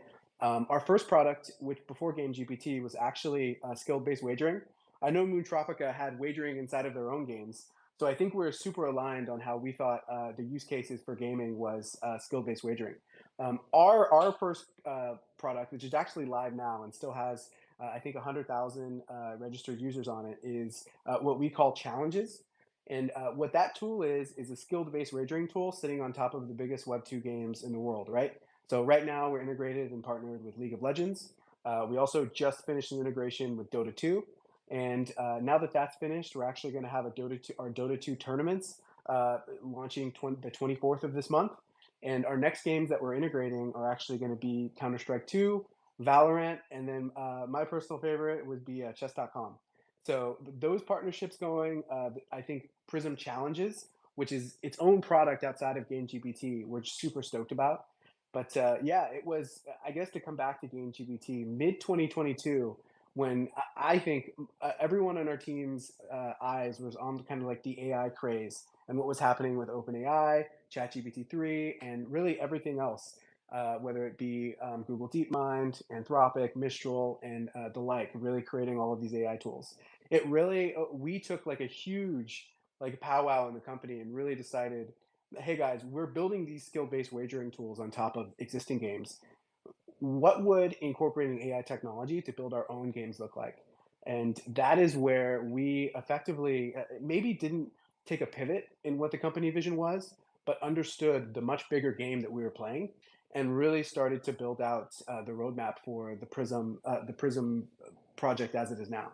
So the app that's coming soon, obviously Game GPT, which is the centerpiece of it all, was really where it all came from. But yeah, that's the short of it for what we're doing. To answer your question, Pinky, I think you're the one who said. Bro. So you're saying right now you could have gotten a game. Yeah. Our game Wait. builder is not 100% out just yet, but it is coming soon. Okay, so hold up. You can spit out a game, but then we get to go gamble on that game with the token, is what you're telling me? 100%, Oh I my love God, that. bro. You are talking to the right audience here, bro. You are in the right place, because everybody down there is like drooling right now thinking about it. That's crazy. So like just to get to like the meat and potatoes of this, because that's interesting as hell, right? Like, let's say you were to create a game. Like, how long are we talking, and how intricate of a game are we talking here to Yeah, create? so yeah, and the process is being refined over time, right? Like for going after such a grandiose vision, you're going to have to iterate this product and constantly refine it over time. So the game builder, as it is, I would say like V0, is being used by us and constantly honed. And so far, we've been able to create 8 games so far, and that's already launched on our arcade. Our goal is to kind of take all of these tools, like I mentioned, the part of the AI tool that generates the code repo, the part of the tool that generates the 2D and 3D assets, and then the part of our AI tool that actually puts it into a game builder like Unity. Our goal is to put that all in a nice, clean package so that people can actually just type in what they want and to get a game spit out of that. And our goal for the game builder is for that to be around mid Q3. We're really putting the final touches and kind of like iterating really in cycles to kind of get there. But yeah, that is the goal for how that works. In terms of like what the game actually looks like and how fast you can get a game out, there are going to be customization features, but I would say a playable, workable model so that you can get the core game loop like solved and really understand what the essence of what the game is definitely going to be done within a day. That Bro, that is crazy, man. I mean, I guess that's the direction we're headed, right, with AI and everything. But to think that within a year, you're going to be able to basically put into a prompt, and just like it's anything else with AI, right? You'll be able to kind of, the more detail you give it, the more detailed the game will be, and it's cool, man. That's crazy. So when are we? Is there going to be like an open like a beta or something for people to try? Yeah, 100%. Like obviously, like I mentioned, we're kind of just honing it, and so that we can get a closed beta product out. I think probably Q3 is when we can look for the first closed beta, and probably the end of Q3, whenever we can actually open it up for people to create their own games, for us to sponsor it in our creator program, and to really get games online, whether it be in our arcade or self-published with our partners in the creator program. So that's what we're looking for, and that's where we're at. In terms of what the model is right now and how it's going to iterate over time, I think the biggest thing for people to understand is just the speed at which AI is moving and how fast we're going to get from simple games to really complex games. So right now, version 1 of the game builder that we're kind of in the final stages of tweaking so that we can get a closed beta out is really focused on one specific type of game, which is hyper casual games. So think like the viral type of mobile apps that you see a lot of people playing, like in the grocery line or and whatnot. Whether it be Angry Birds, whether it be Archero, 2048, Helix Jump, whether it be Snake.io or any of the Fruit Ninja, any of those type of games that you are familiar with. That is what V1 of our game builder is really going to focus on, just because we've trained the model with enough data to really focus and build these type of games in the timeline and the quickness that everyone is expecting. But just like OpenAI went from ChatGPT 3 to ChatGPT 3.5 Turbo to 4 to DALI to Sora, which is now their basically video production tool. We plan every 3 to 6 months after our open beta is out to really iterate on future models of the game builder. So we may start with hyper casual game, but quickly open up to fighting games or shooting games. And although it is going to take some time, we'd love to come after, like desktop ready RPGs and kind of like the OG classics that everyone plays. But that is the iterative approach that AI is taking, and that's really our vision to put in the world. Dude, that's like, I'll be honest, bro. Like, I'm probably the least versed at gaming up here out of all the hosts. And I'll be honest again, saying that I didn't really read as much about every single game as I should have. But you just blew my fucking mind. Uh, I never even thought anything like that is possible. Part of my language, but that's wild, bro. Like being able to AI prompt a video game. I've never even thought of that concept before. Wow, that's insane. Bro, he said So like, snake.io too, bro. That's my game, dude. Snake.io. that's Yeah, crazy, man. Damn. Wow. I mean, and it's only going to get better, right? It's only going to get crazier and better and more robust. So, yeah, it's whoa, going to be man. interesting to see I can't like even, what yeah, I can't AI. even imagine what's going to, like, imagine 3 years from now, how that's going to be. I think It's it's a, pretty wild I stuff. think it's a perfect synergy, AI and gaming, right? Two of the biggest Yeah. buzzwords in crypto right now. It's awesome. Yeah. Yeah. We got value up here. What's up, man? Welcome to the stage. Hey, not much, man. I'm really excited to be in here. Can I you guys hear can't me? hear him. I can hear you, Value, but I think some people up on the stage can't. Yeah. Do a lap. Do a lap, brother. Good to hear you. Okay. Um, Or so let's jump into some questions Can you for hear? Can game. you hear me too, Coco, or no? Let's jump into some I'll go questions real for quick Game right now. GPT. Coco, can I you got a hear me? question. So I know how you said you have that live wagering system for the games. Like, are you talking when you talk about Web 2 gaming? How does that work? Like, how does that work on top of the game that we're trying to like? Let's say I wanted to play someone in Madden or something. Would it work for that, or how does that work? Yeah, it would work fine. We haven't integrated any of the 2K games yet, but I think it would be definitely FIFA and Madden and NBA 2K are definitely always up there in the requests. Keep in mind, Prism Challenges is a different product under kind of like the Prism umbrella and all the gaming products that we're building, just like Game GPT is. But to go into Prism Challenges and how it works, it's pretty simple actually. It is a combination of us doing the wagering using blockchain as a settlement layer and also integrating with that game studio's API that is streamed live with all of the match history. So I'm familiar with League of Legends, and that's the first game that we integrated with. But I understand Madden enough that I can probably kind of formulate it in a way that makes sense for that game. But in Madden, there's probably matchmaking where you're going up against people that are of a similar skill level, and that game, that PvP match, at the end of it, whether what the score happens on or what your rank is or whatever it may be, is hosted by that game studio's EA Sports' API. And when someone actually applies to have access to that API, once you give them access to your account, they can actually read that API's information to see your match history, to see that maybe Coco played against Pinky, and Pinky maybe beat him like I don't know, let's say 24-21 by Easily. like a field goal, right? So like if you guys were to wager and send a solo challenge to each other that says, hey, one table stakes, only one game only. Whoever wins, this wager is on. That would be a perfect thing, and that would be a private challenge. You would create that challenge. Coco would send Pinky like a private link, and then he would click that private link.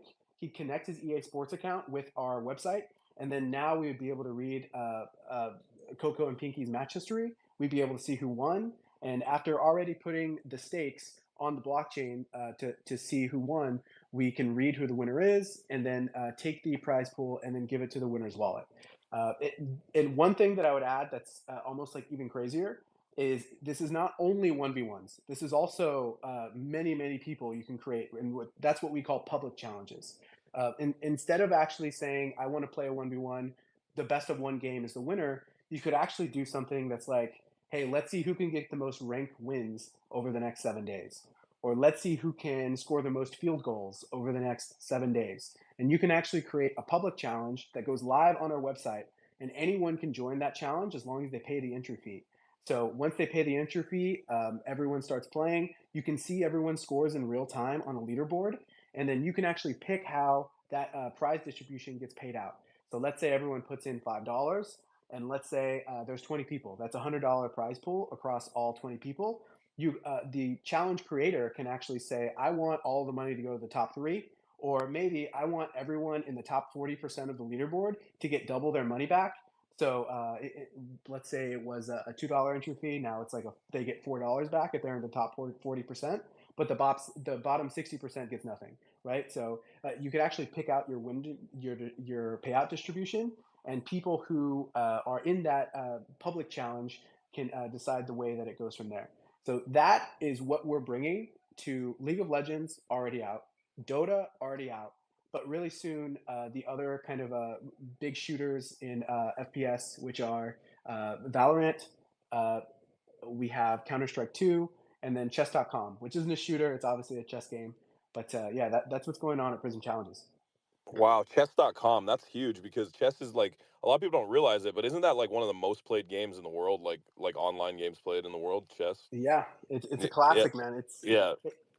And It's not even on computer. People play that game on mobile like crazy. Is there any yeah, way? Is there any way that's to cool. like record Coco when he's rage quitting on me while we're playing? Okay, bro. Not yet, but that's a good idea. You like rage record the All right, all right. reaction. Hey, Val, you had your hand up, man. You had a question for him. What's up? Hey, what's up, guys? No, I was just excited to see Immutable and a couple of the projects that I've been following here for years on the stage. So thanks for bringing me up, and I'm just excited to hear more. Like Chrono Forge, all these projects. I've been like really big trying to learn more. So thanks for bringing me up. What's up, guys? What's up, brother? Yeah, hey guys, I'm getting a ton of requests from like homies and friends that we have that want to come up and talk, but like we have a big lineup, so we're just gonna be letting up the games and like the representatives of the games for now. But like if everyone's around at the end, maybe we'll bring a few people up to ask some questions. But right now I can't bring up because I have about 40 requests of people that want to come up right now. But we'll try to get to that at the end. Um, all right. Does anyone have any more questions for Game GPT? That was pretty like, dude. I feel like man. I had no idea they had that kind of cool stuff going on. That was pretty awesome to hear. Yeah, there were two. Appreciate it, So brother. yeah, There were two quick um, ones. So average. Go ahead, brother. can you hear me? Coco, can you hear Average? No, I cannot. Yeah, Can, This they, Elon has. can every Elon needs to fix can X. everyone else I hear think I me? say that every single Okay, yeah, spaces. I can hear you. I can Yeah, hear you. average. We can hear you. I can Okay, cool, perhaps cool, cool. I'll do a repeat lap, the but question. real quick. Did I see something about like Let's you maybe have average just do a lap. I can Yeah, bring it back yeah, up. yeah. do Maybe do do, it. did I hear something about you have like an airdrop season 2 coming up and like maybe some new integrations? All right, cool. Go ahead. Yeah. Hold on. So I'm going to repeat the question because I actually heard Average say it, and so just to keep everyone else in the loop. But Average, your question was actually related to the pin tweet that we have, and do we have an airdrop going on at GameGPT? And the answer is I totally forgot about it because I've just got carried away talking about everything that we're building. But yes, we are in the midst of airdrop season 2. We have a ton of huge news happening at GameGPT and a lot of things that we're sharing. So everyone in the space, if you want to participate in our airdrop and actually get some dual token, all you need to do is click on the pinned post and actually follow through to our website, prism.ai. You're going to be able to connect your Twitter account and then follow the quests that we put on the site every day. And that's what you're doing to earn dual at the end of the season. So that's kind of where it goes. In terms of why the airdrop is going on, we have a ton of huge announcements lined up. I announced some of them already, but I would say the ones that were already underway is the very start of this 30-day season 2, event was us actually bridging to another blockchain. Right now, we're already on ETH and we're already on BSC, but the announcement was the official bridge to Injective, which is an awesome alternative L1 on top of Cosmos that's really focused on finance but has been doing huge efforts to actually bridge and build the gaming sector inside of their blockchain. And they're doing great things. We've been partnering with all of the biggest projects on their chain, and we have a ton of huge events that we're giving to the communities on all of these Injective and everyone in the Injective ecosystem. anyone can participate, whether they're in our community, in the Injective ecosystem, or just listening onto the space right now. All you have to do is just click on a pinned post and just follow the prompting on prism.ai or website. But yeah, besides the Injective partnership and integration, we also have a few other blockchains, Solana and Base that we're bridging to. We also have an NFT Genesis Mint coming at the end of April, if not early May, that's going to get highlighted, and a ton of other huge announcements that are dropping, including we're going to be adding a few people to the team that I think everyone who knows anything about AI has heard of, that we're really excited to announce. So that's kind of where we're at, and that is the reason season 2 is happening, is just to amplify and to spread awareness to everything that's happening in season 2. Bro, is that it? Is that all you guys are doing? Yeah. I'll speak a bit to it. I'm I sure mean, I'm missing things, you guys but gotta yeah. step your game up, bro. You guys aren't doing enough, bro. Damn, that's crazy, man. Wow. That's so you guys got airdrop too, bro. That's a lot of our audience is going to be flooding in there to get that airdrop, bro. I'm warning you. Hey, and you know, I gotta rub it in a little bit. I was talking about this like some weeks back. I was talking about Game GPT. I was telling everybody. I was like, grab some duel. I was telling them. Yeah, that's all I'm gonna say. Anyways, um, that was dope, man, and we really appreciate you coming up and like just kind of basically just hitting us with all that. That's a ton of stuff. I mean, anybody that was probably listening to him probably wants to dig deeper. So make sure you follow Game GPT and you know check out all the cool stuff that they're doing. Really quality projects coming up, man, bro. I've been like blown away by the quality of projects that have come up and just like all the crazy stuff Like I that see, I've heard today. I'm a little more in the gaming side of things, right? So like that's why I was so excited because I'm like, man, there's like some serious heavy hitters on this space, like all lined up, man. So anybody out there that hasn't been like really keeping their ear to the ground on the gaming, man, this is it, bro. This is a recorded space, so you're gonna want to listen back too. Yeah. Yeah, Go ahead and give a follow to all these awesome projects too. yeah, for sure. Yeah, absolutely. Everyone follow them. Um, don't follow Pinky, but follow them. He doesn't need any more shine. They're already all following me, bro. Come on. Cool. So that was damn. Anyone got any more questions for Game GPT? Or are we gonna keep it pushing? I'll just say farm that airdrop. Like, you know, I've been making bags off airdrops this cycle. Like, Yeah. I think It's like the airdrop cycle I for don't sure. think I It's can the airdrop and the meme cycle I can't and the hear gaming Buddy. cycle. Is Buddy speaking right now? I'm no, unmuted. he's not. He's just got his mic unmuted. Yeah, there's a ton of stuff coming for Game GPT. So you know, like behind the curtain, like even what he already said is not even anywhere near the full scope. So make sure you're keeping tuned with what they have, and you know the market doesn't lie. So Let's Bro, go, Let's buddy. I go. don't think you can hear everybody else, brother. I don't I know can if you hear can hear. I can hear them all. But let's Okay.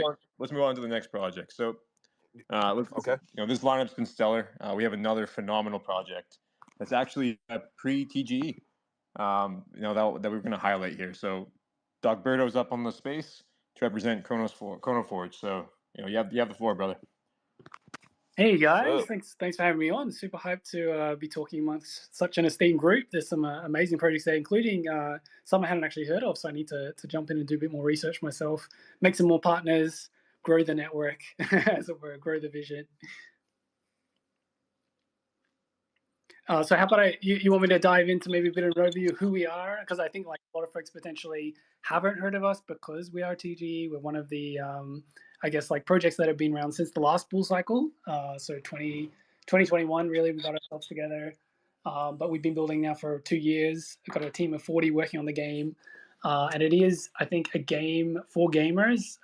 One of the big like distinguishing points between us and I think a lot of what's come before is just how much fun this game is going to be, how much it's going to be the sort of game you play with your friends and you bring them in, you know, Web 2 or Web 3. It's going to be that style of fun. So it's a hack and slash dungeon crawling ARPG, but with some really novel strategic community PvP.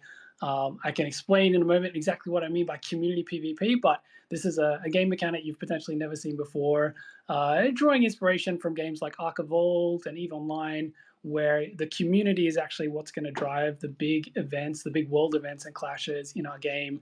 It's going to kind of write the history and the lore of what evolves. So there's a sort of fantastic, hack and slash fast-paced combat, but then this much broader progression loop, much longer progression loop that is really governed by the players and is going to draw the real world economy into the game economy in all kinds of intense social experiment and MMO scale type ways. So that's my big, vague, broad intro. But yeah, let me know if, like, first up you got some hard questions you want to throw at me. Otherwise, I can jump in and give the guys a bit more of an overview of how the game mechanic works. What we've got planned for the next couple of months. What's happening right now in terms of our Rift Pass mint, amongst other things. Nah, man, it's dope to have you up. It's actually really cool to get like early alpha because I don't get to see like a lot of the games early, especially like pre TGE. So I think that's exciting for me for sure, and a lot of the other folks. I've actually seen the game. You guys have, like, your marketing's been killing it. I've seen you guys all over the place, like from a game perspective. But to be honest with you, I didn't even know that you guys were still pre TGE. I'm super stoked. Yeah, well, I think for anyone listening on the space that hasn't heard of us, your best exposure is to just jump on the Chronoforge Twitter. That's Play Chronoforge. You can see them below, just below with the cog and the purple, the gem, the Chronos gem, that is. Just jump on that Twitter, and there's a heap of gameplay footage. Just check out the video at the top that we've pinned there, and that will explain to you, I think, maybe one of the most exciting elements, which is the way that play and earn works in our economy and the core game loop. So, many games out there have dungeon crawling and they have classes and combat and sort of that traditional, very individualized way of progressing and growing in power in a game. What's really interesting about our game is that in terms of building up your power, you got to build up these crafting facilities as a community. So everyone, when they start the game, they get funneled into one of 8 trading companies. So these are sort of like big flying airships, and that's where all your crafting facilities are. And you're going to work together in these competing trading companies to build better and better infrastructure, make better and better gear. But then when you get to the top tier, you're going to have this crazy dilemma that's going to kick in. So you can basically build the top tier crafting facility, this thing called the Chronoforge, after which the game is named, and that will temporarily open up access to the end game. And that's also where you can do the play and earn, where you can earn play and earn points, work your way up the ladder. However, you have a couple of other choices. Each week, you can also choose to fire a chrono cannon, which is a thing that destroys everyone's bases. So you can destroy another trading company, knock their crafting ability down to 0, and basically cancel out their ability to play and earn until they rebuild. So it's a sort of strategic PvP element that starts to come into play in terms of who can play and earn at any point in time. And then there's a catch to all of this. So there's a third option you might vote for in between, activating a Chronoforge, firing the cannon, and then the third option is you ban Chronotech altogether. You ban the other 2 options. Why would you vote to do that? Well, it turns out that Chronoforges or Chronotech is environmentally harmful, and the whole game is an analogy for the carbon emissions crisis. So if too many Chronoforges get turned on in the 1 week, if too many of these trading companies, if too many of these teams of players decide to try to access the end game of play to earn in 1 week, there's a global wipe. Literally everyone's base gets destroyed, set back to 0. They have to rebuild again before they can play to earn, rebuild again before they can access the top tier content. So what we've created there is what's called a prisoner's dilemma in like psychology schools or game theory. It is a big MMO scale social experiment where you can imagine, like, every week you're coming in as a streamer or a gamer, and you're going to have this massive moment that no one knows what the outcome's going to be. You're either going to see the whole world get wiped, you could see yourself finally take out that rival trading company, or you're finally going to get access to the end game and be able to work up the play and earn rankings. And that's super relevant in our first season. We got a massive 6 million Rift prize pool. That's going to be huge. And I think people can get hyped about that. And already I see folks in our Discord working together, building up competing guilds. And I see different KOLs starting to take different sides. I know Grail has openly declared that he wants to be the bad guy of our game, which I think is just exactly what we want. So we've really built a game that is about community telling stories, community driving the events. And I think for Web3, that's a perfect fit. With the real world economy, the real world drama that can produce the espionage, the intrigue that will happen, trying to sway what each of these trading company does week to week, what the big decisions are. So you're But saying chaos. So you're saying Yeah, to expect I chaos. feel like he's leaning into the chaos part. Like he's not saying it, but it's like we encourage the chaos. Yeah, It's Come like and destroy everything. Ponzi-nomics. Well, you guys remember that scene in the Dark Knight where there's the two cruise ships and yeah, like it's like yeah, who's gonna push the button and detonate? yeah. That's the I vibe I'm love getting it. right now. I Yeah, I love get it. that vibe big time, bro. So here's the thing: is that kind of why you guys went with some of like the dinosaur theme on some of the characters? Like everything can be wiped off the face of the earth, at any given moment, right? So you guys have like yeah, some for, pretty cool, like dinosaurs. yeah. So dinosaurs are definitely a thing.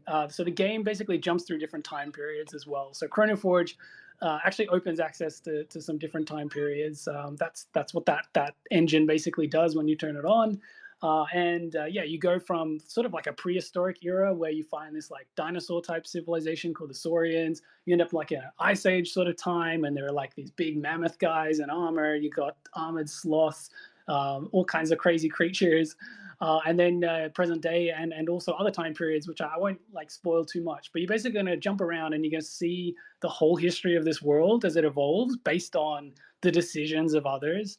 And then you're going to be faced with big decisions in the present day that sort of relate to that. So it's a bit of a nice enigmatic story that unrolls as you play, with a lot of time hopping. For those that like the sort of looper concepts, there's a lot of that in there. And yeah, you as a community are also going to play a big part in sort of what ends up being the history and the lore. It just seems like a fun game from what I've seen, right? Like, and then like aesthetically, it's amazing looking. Like just the artwork and just when you look at the trailers, you're like, man, that's really really well done. Like attention to detail, That's kind of the first thing I saw when I saw it, and I've been kind of watching you guys for a while now because you said you've been building all through the bear market, basically, right? Yeah, we've been building for more than 2 years now. There's about 40 engineers and artists on it, so that's not counting like community, marketing, operations sort of people. Just core game devs. So there's about 40 on it now. And yeah, we really had a passion for, I guess, trying to invoke some of the vibes we had when we were kids and we were playing WoW, and that was like for all of the founders, WoW and RuneScape really inspired them. And like we know we can't make like a WoW out of the gates. That was a point in time and that was a special scale and moment. But we think we can sort of capture some of that special vibe, which was not just like the art was sort of nice and tongue in cheek and not too serious and a bit of fun, but also the fact that so many people at the one time were experiencing a game of that color and scale at the one time. It was sort of like a community sharing something new together, having a lot of fun together, and we wanted to bring that same vibe to our game. So that's why like community mechanics was such a big part of our design, and also having this like poppy art style that gave you that warm vibe, less like the macabre, Baldur's Gate 3 and stuff we've seen in recent times. I want to make sure that people come away from our game sort of excited and maybe not depressed as much as they might be. It's not like every game has to be realist and represent the real world and in all its darkness. You can still tell a dark story, but in a fun and poppy way that Yeah, makes you feel. unless somebody comes and wrecks all of your stuff, right, and just destroys your whole fort. Yeah, like that is for sure going to happen, but that's going to be, I think, part of the fun of it, and that's why people are going to come back every week. We were talking earlier about like Axie Infinity and like what went wrong there, and it's like it wasn't just the inflation, it wasn't just the tokenomics itself. It was that it was a game that fundamentally people didn't particularly care about playing. It like wasn't particularly fun.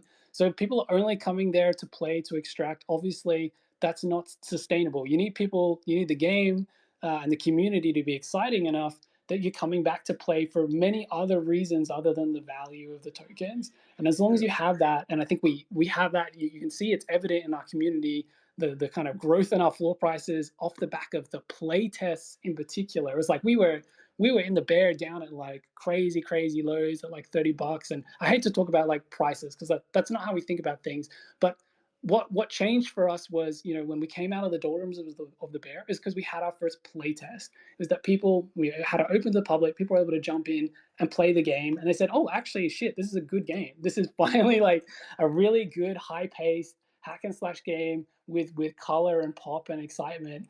And that's what got us out of the doldrums, and I think that's the vibe and the community we want to keep throughout. We don't want it to be an extractive sort of community. We want it to be a community that's coming here first for the game, and then second for the ability to trade the items, to earn the currency, to grow their sort of strength and power in the game.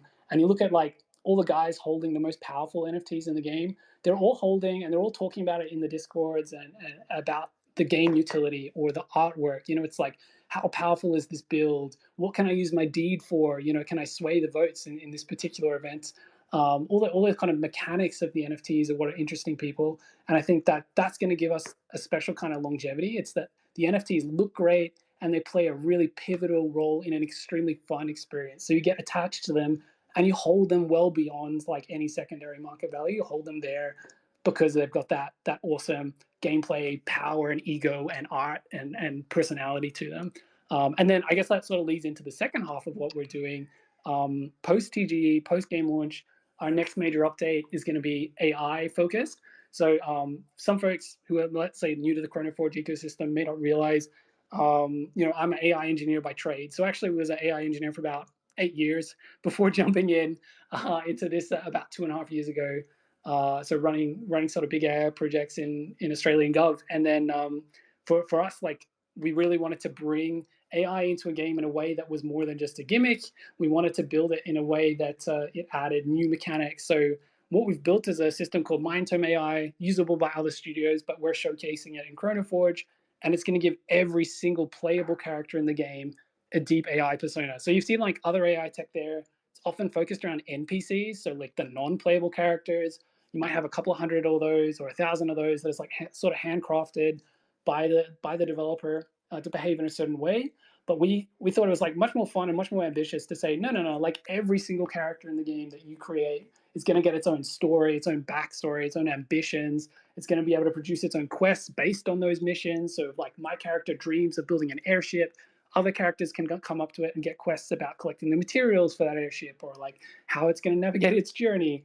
And then adding completely new mechanics other than traditional quests. So we have secret memories buried in the minds of our characters, and you'll be able to approach another player's character and interrogate them. So I might approach your character and ask it, tell me about your family, and it'll go on, I got a couple of siblings, and my father went missing in the mountains when I was young.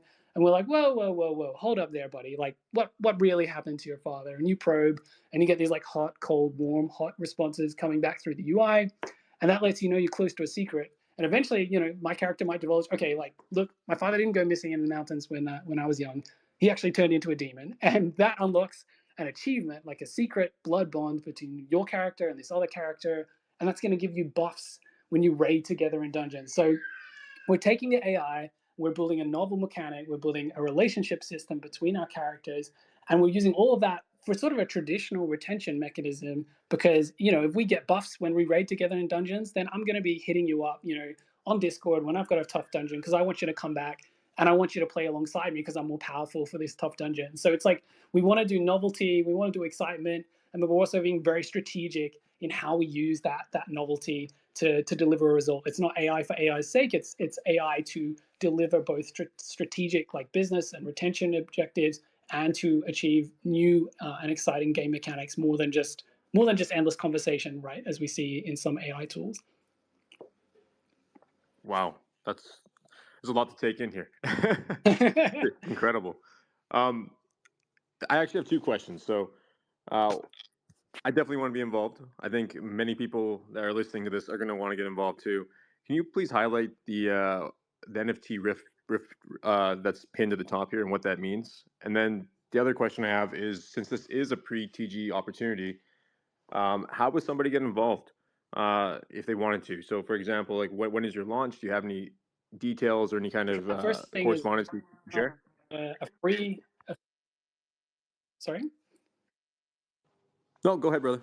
I was going to say right now, right.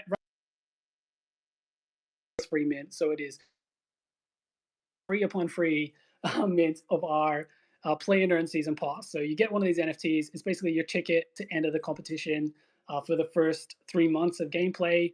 There's a 6-month Rift prize pool, and so to win that competition, you're going to have to play that whole core game loop we talked about. You're crawling dungeons, you're harvesting in an overworld, you're building up trading companies together, you're finally navigating the MMO scale Prisoner's Dilemma, and you get to activate your Chrono Forge, right, 1 week, and you get to the end game and you kill that boss and you get those points and you work your way up the ladder. So it's like this great complex mechanic of how you play and earn. It's going to be a lot of fun, but the pass is free, so you can mint one today.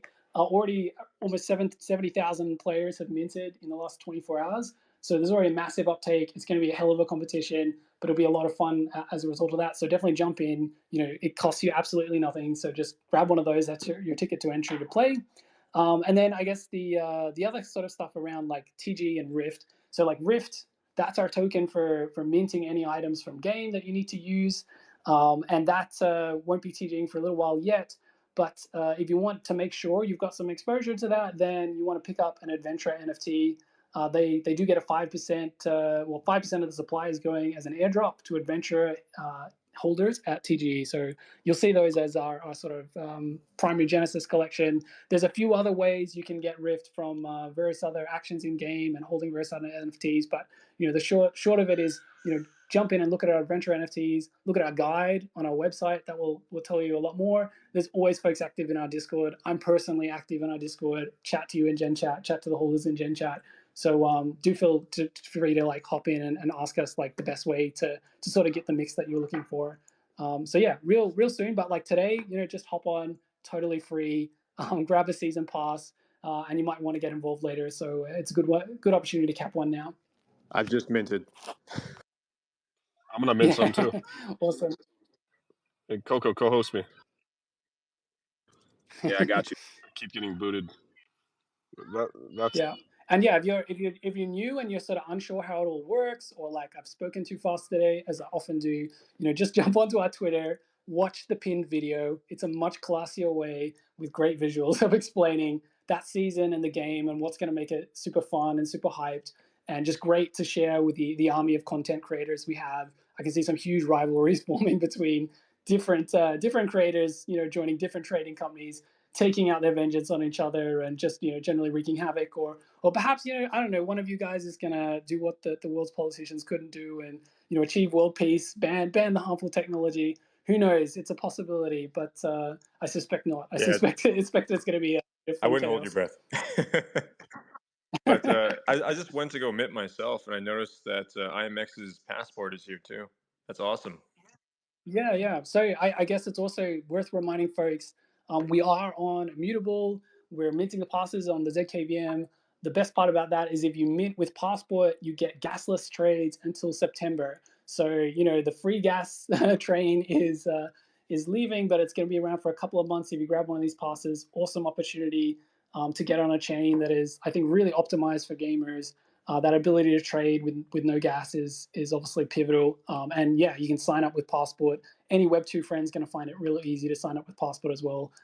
As Sora was saying earlier, just jump in with an email address or Apple ID, very easy.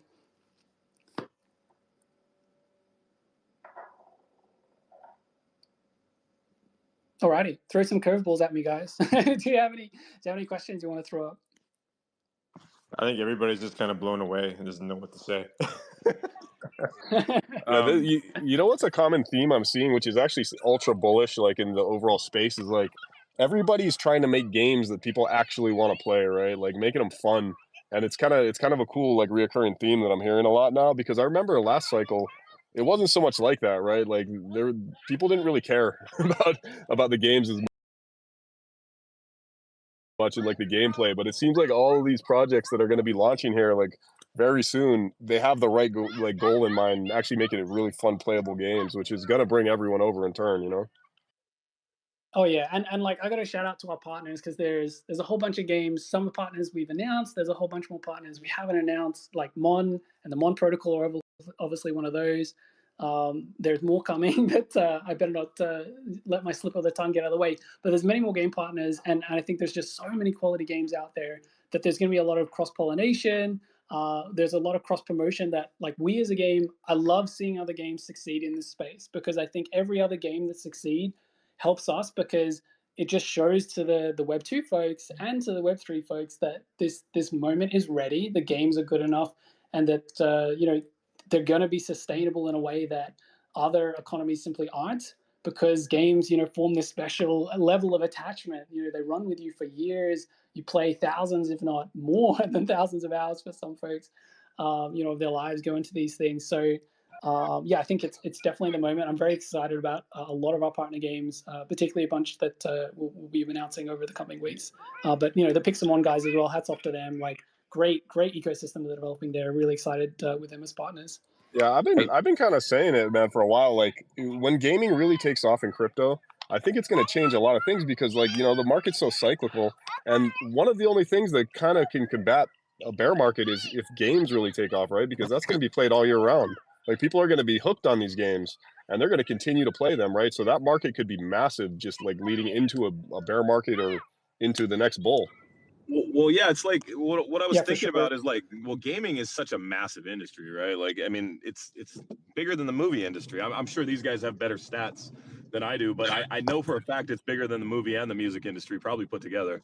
So like, yeah, imagine that, fully, getting in, incorporated with crypto and it becoming like one of the major pillars. I mean, it seems like it's the way it's going. I mean, the interest is definitely there. At some point, like, sorry, go ahead, Andrew.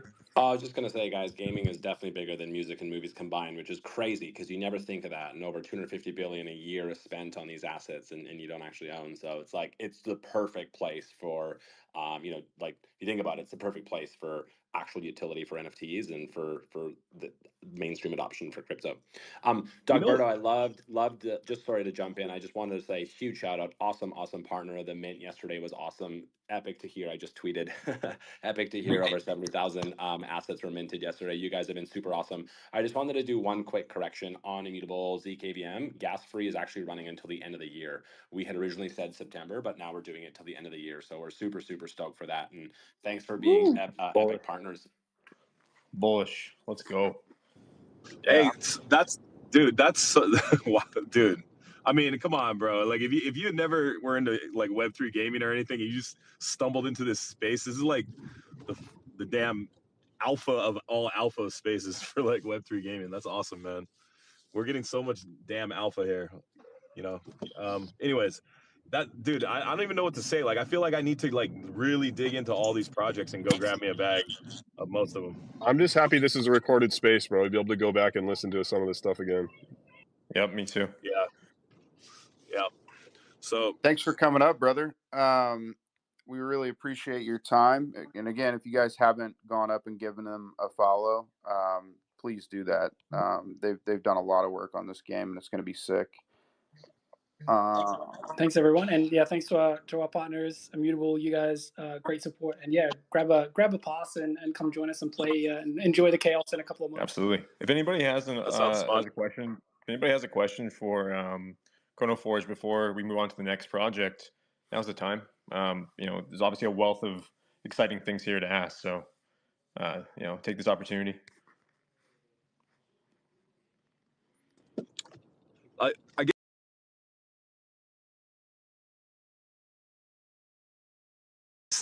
I think I've spoken with you before a little.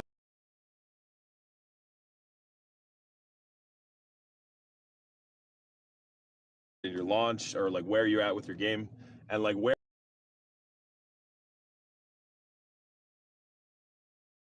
you think, like, if in a perfect world, if everything goes right, where you like, if you had to sum up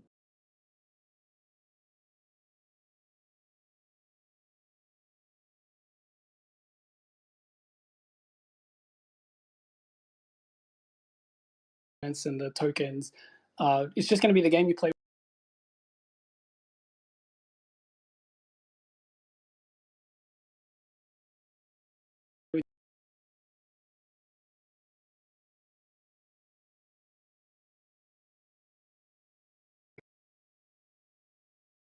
Sorry, dropping the F-bombs on my large public Twitters. But I think it should be that thing that sort of drew, I guess, Fortnite had that level of excitement initially when it first had its kind of world collapses. It's that sort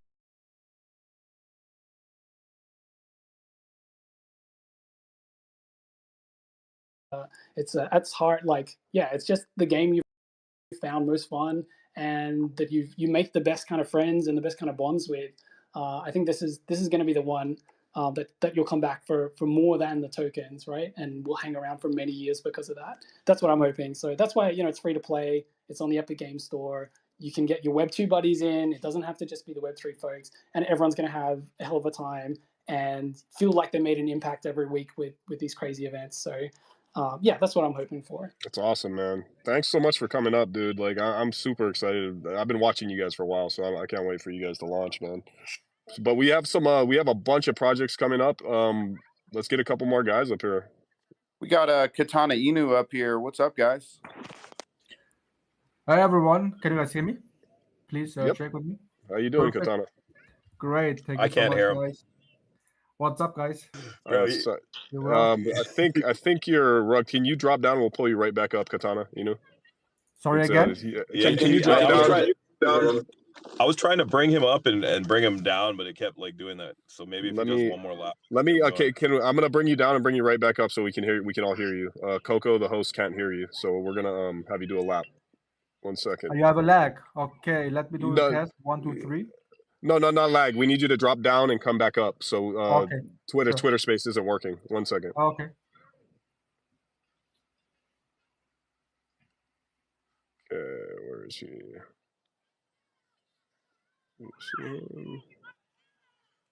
Have him come back up. While we're waiting, yeah, it's Kata Inu is actually another one of IMX's projects that's partnered with them. So another awesome synergy. Do you have anything to say about them, Andrew? Oops, just finding my mic. No, we're excited by them. I think they joined 3-4 months ago. Yeah, we're definitely stoked. I remember speaking to the team a while ago, and then I think one of our team members in EMEA was having the final conversation. So we're very excited to have them on board the ecosystem. Hey, Katana Inu, can you hear us? I feel bad. He's having issues here with this X space. Yeah, I've tried to bring him up as a speaker a couple times. Still having a little trouble. Yeah, it's strange. Yeah, I remember Katana Inu from the last cycle. They started building right towards the end of the last cycle. I remember. So I've had my eye on them for a while. They have a pretty awesome looking game. Yeah. I'm gonna go in our chat and try to coordinate with him to drop down and come back up. Why don't we try to bring Scar? I think is the next one up here while we're working. We have Aaron from Aether Games too. Yeah, Aaron from Aether Games. I think. Let's bring Aaron up. He's been up here. He's already here. Yeah, he's already here. Yeah. He's been quite, like literally. Yeah, he's been patient, man, just hanging out here. What's up, Aaron? Dude, Aether is the craziest like visuals out of any game I've seen this cycle, man. When I saw Aether Games stuff, I was like, man, that's crazy, bro. Some of the stuff you guys are doing. The CGI, the CGI visuals. Yeah, it's insane, man. Yeah, thank you so much. We are a transmit. Can you hear me? Is there an echo right now? Do I have to switch to No, you're good. We can hear you. Okay, cool. Yeah, we're a transmedia studio, and so that we're not just a game developer. We've got a CGI and animation division. So like outside of the game, which I'll talk about in a sec, we've created an animated series with 3 episodes of the Aether Saga, 7 minutes each, and like our art pipeline that you're talking about, we build assets that are high quality and suitable for CGI, and then shrink them down for whatever gaming platform, for all gaming platforms basically. But Aether Games, we're rolling out Cards of Eternity, which is a digital trading card game platform. And so when I say platform, I mean it's the goal was to create something that could support multiple TCGs with established large IPs. We're blending Web3 and Web2 strategies for investment and game design to get the best of both worlds, really, from Web3 and Web2. The TGE that we launched last month, and in the same period, we announced that the game would be when it fully launches, it will have the Wheel of Time as the globally, the fantasy series as the leading IP when the game launches. For those that are unfamiliar with it, it's the high fantasy series that's got 14 novels by Robert Jordan. It's in its 3rd season on Amazon, and we're all really humbled to work with treasured IP like that.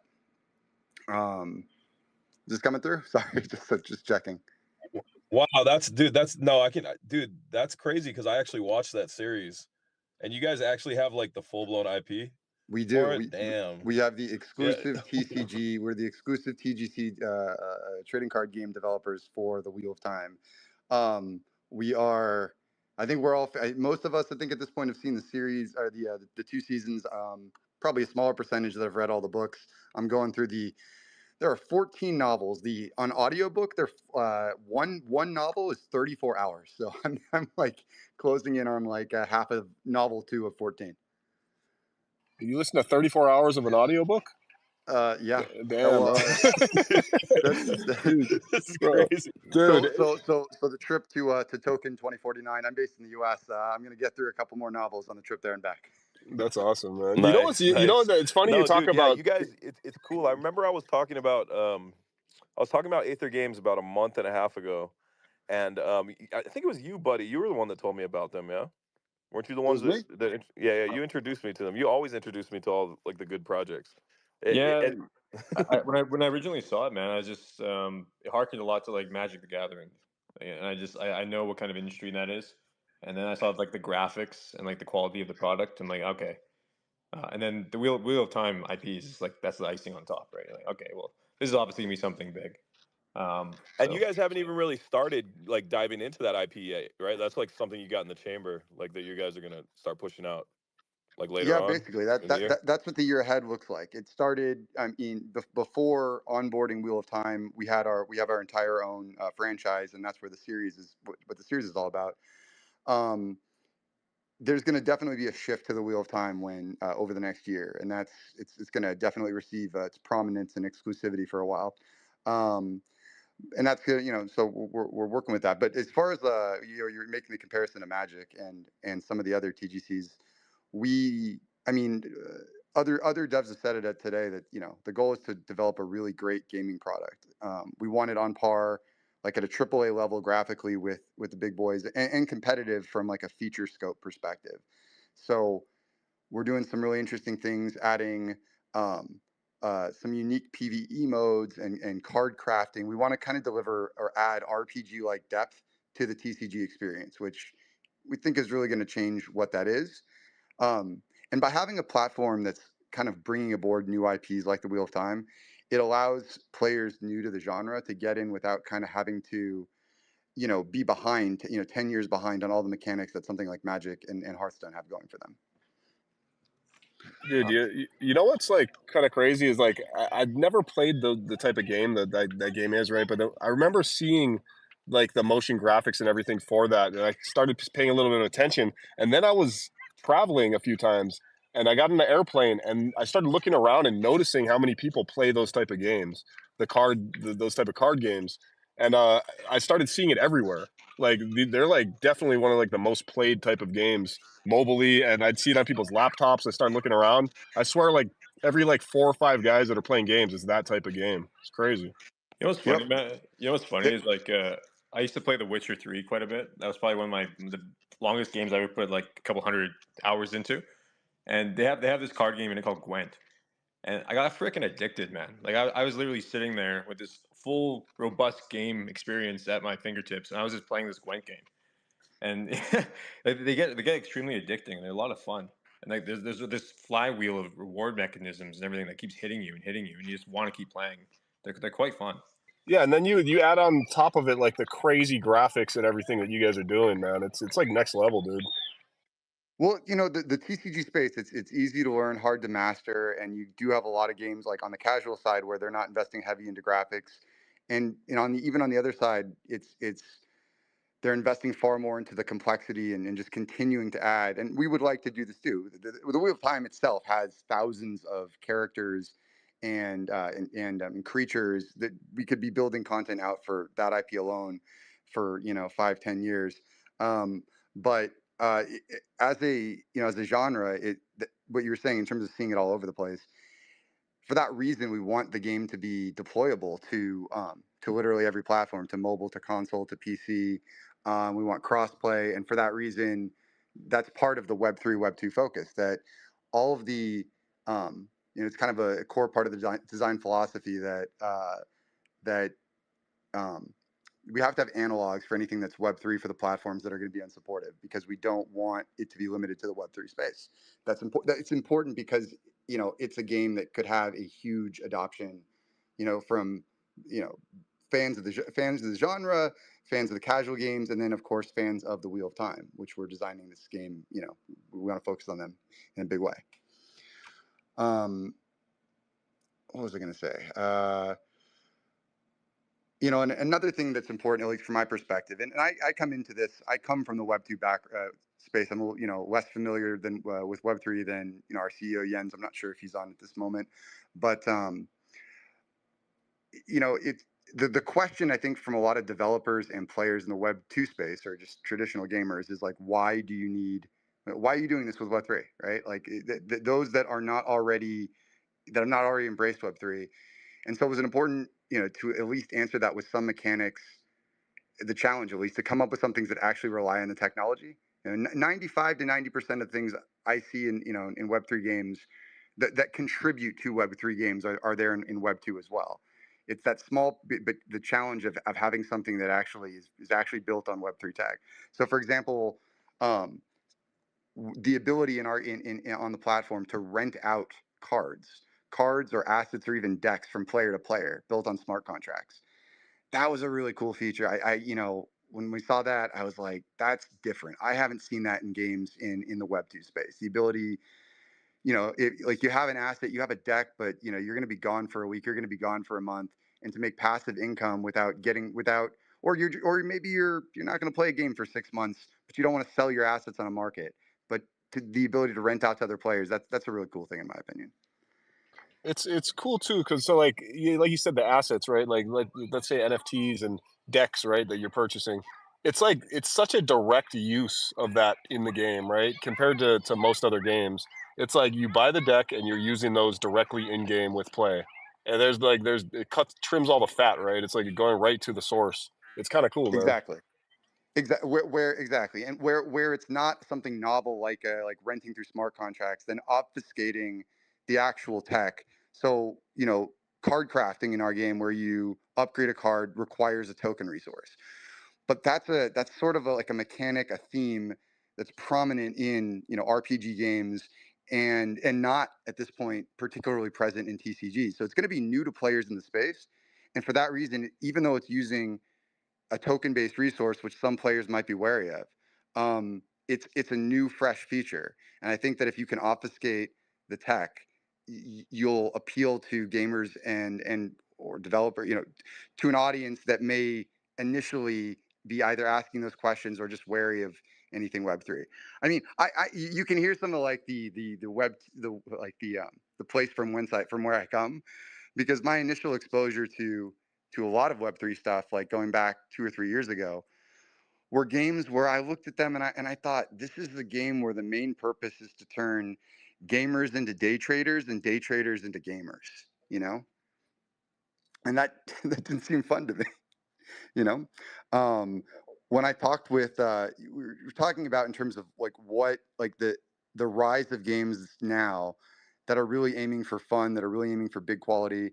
Um, you know, 2 or 3 years ago, when I was talking with some of the funding organizations in the space that had raised like hundreds of millions of dollars for Web3 games, NFT games, and my question then was like, what do you think the ideal game in this space is going to be? Right? Like, what types of games do you think will work here? And the answer that I got, and I not kidding, like straight up from the CEO of like a company with 200 million to spend, was Web3 games. I'm like, so, well, right, but what kind of games what's your target game? NFT games that want Web3. There was absolutely no understanding of what would make fun, and that was shocking to me. Still there? Checking in. Hello. Can you guys hear me, man? X is acting so crazy right now, man. Yeah. Yeah, Did that come through? I don't know if any of what I just said. I yeah, could no, hear you. I could hear you. yeah, Can you yeah, hear me? I could hear you. It's just being delayed and just I all hear you. weird, and Yeah, this I is what heard we deal everything. with. But no, dude, like it sounds like you guys really kind of, you know, one of the things that I firmly believe is like you got to kind of know the target market you're going after, and like obviously gaming is such a big sector. There's going to be something for everyone, right? Like there's going to be people that are just going to come just for that type of game, and there's probably a bunch of people in the space right now that are interested in that type of game. Um, I kind of feel like when Pinky was saying he saw people playing that at the airport. I think that's the kind of game that like these card games are, right? It's just like when you have some free time or like when you're passing the time or like on the go, you can play these type of games, and you don't need to be like locked in front of your like console or something, So um, yeah, Yeah, it seems pretty cool. it's a 7 to 15. I mean, on for the PvP stuff, it's going to be short term. 7 to 15, 20-minute maybe game sessions. But then the PvE stuff is really what's going to, for each IP, make the game a vehicle for telling the story of whatever that IP is. In terms of with new, either single player or even co-op sort of campaigns to parrot the story, or and not just with for fantasy IPs. We're thinking like literally anything. Like it could be Lego, it could be Barbie, it could be NBA, it could be anything that you know can play as a turn-based experience, and to then have that both for PvP and PvE. Um, but yeah, it's an easy to get into genre, and because we'll launch multiple TCGs. As I said before, you're not coming into a game 10 years behind on all the mechanics. A game will launch with 400, 500 cards, and give you plenty of variety, but without the disadvantage that I think Hearthstone might have or that Magic might have for a new player to that space. Yeah. So for me, for instance, like I've never played one of those games before. Like, how long would it take me to just say get up and running and kind of get the hang of it? How long you think? An hour maybe. Oh, that's I pretty cool. mean, there'll be tutorials, but with matchmaking and with the starting amount of content that you'll have, it's not something that maybe even less. I think that varies just depending upon how fast you pick up kind of what's written there on the card. I think that's about what it took me the first time I played the game. I mean, not to have a session, but to kind of feel comfortable with it.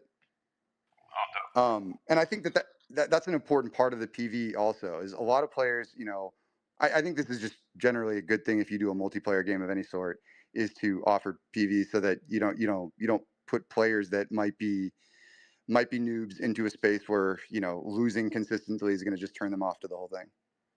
I want to quickly say congratulations on the partnership with Layer Zero. That's huge on the crypto side.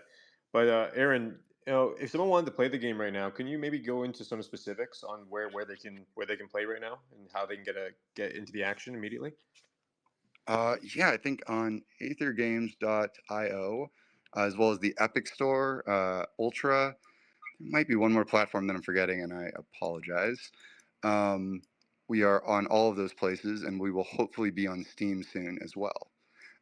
There won't be there won't be anything Web3 on Steam. Just disclaimer there. That's where we're at for now. We're probably going to be launching the beta with the Wheel of Time, with Wheel of Time content sometime around June. So at this point, it's strictly Aether brand content, but that shift to all things Wheel of Time is going to happen over the year ahead. And can you also explain one more thing to me? So you're a transmedia company. Is Aether Games the TCG game itself the only game in your Rolodex, or is this a platform with other games that are going to be coming in the future as well? So right now, it's our original lore. We did that really as a prototype for the platform we wanted to build. Wheel of Time is the first IP external to what we created. So we have our prototype content. That's the real first IP-driven content. But yes, beyond that, in the years that follow, we hope to attract other IPs and to kind of we would love, and we are aiming for this to be the gold standard of an IP driven TCG platform.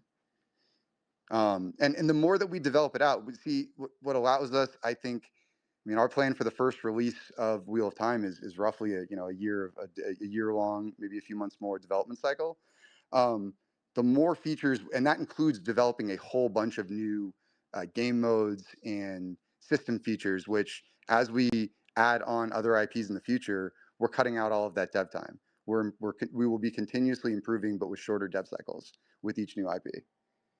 So it's we're excited about the years to follow, but we want to do a really good job with the Wheel of Time with launching this first IP. Dude, I encourage anybody, if you guys just want to see some really badass graphics and like just go check out their website, and even like your guys' little commercial you guys did, like your little promo video. I think they're at the park I was watching, and like a monster comes out of the wall or forget what, but it's insane, man. Just go check it out. It's cool.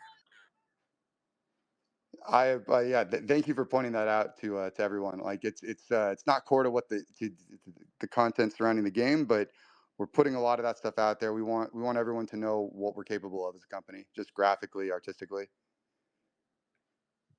I think that makes a lot of sense when you're talking about like Web3, right? Like we have there's a big emphasis on the art. It goes from NFTs to memes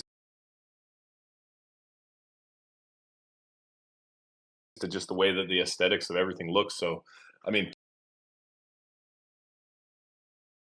With like big franchise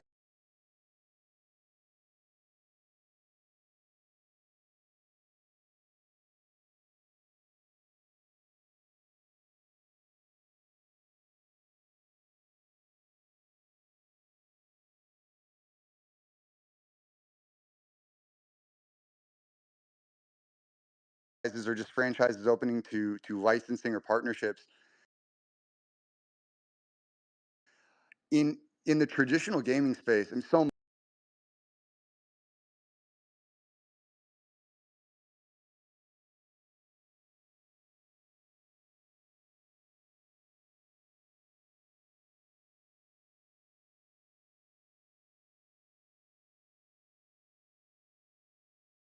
to offer like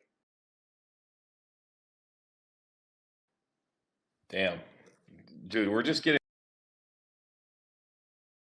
like all the like. I literally feel like my like knowledge base is just leveled up, bro, from all the stuff that I've heard today, man. There's just so much, man. There's just been so much good information. Yeah, does anyone have any more questions for Aaron before we keep going? But like, dude, really cool stuff. Yeah, I guess my question would be, what is the biggest marketing vertical or the biggest catalyst you guys have coming in the next 6 months?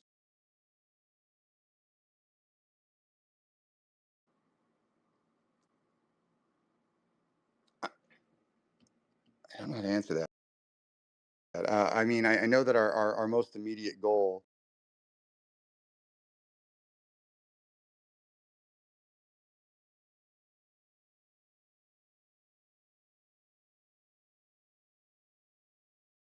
you know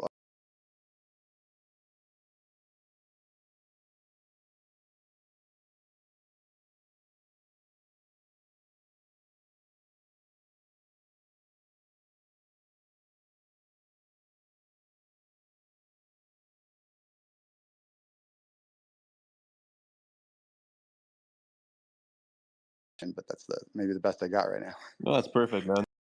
Yeah, I'm excited to see that marketing engine just go full tilt here with the Wheel of Time in parallel. That's going to be huge.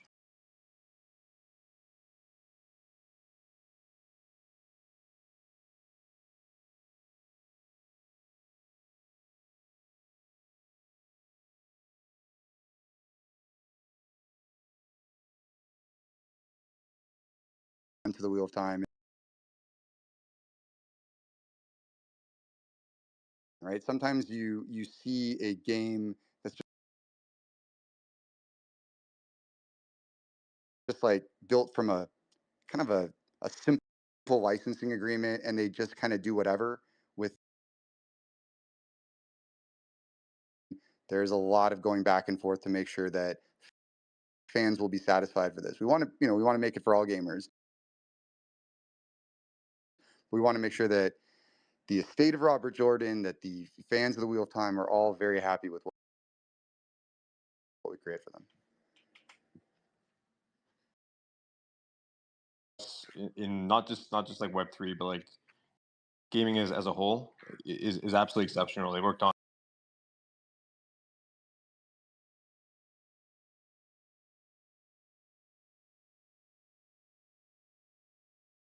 read.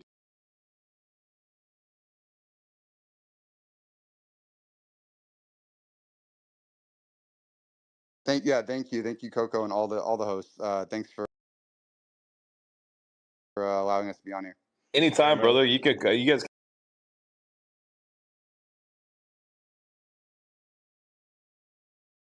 can come up anytime, man. You guys, we appreciate you.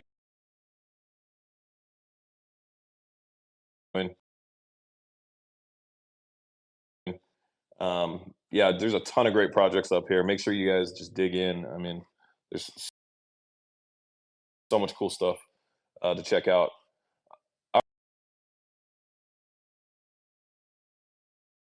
All right, so what do we got next? All right.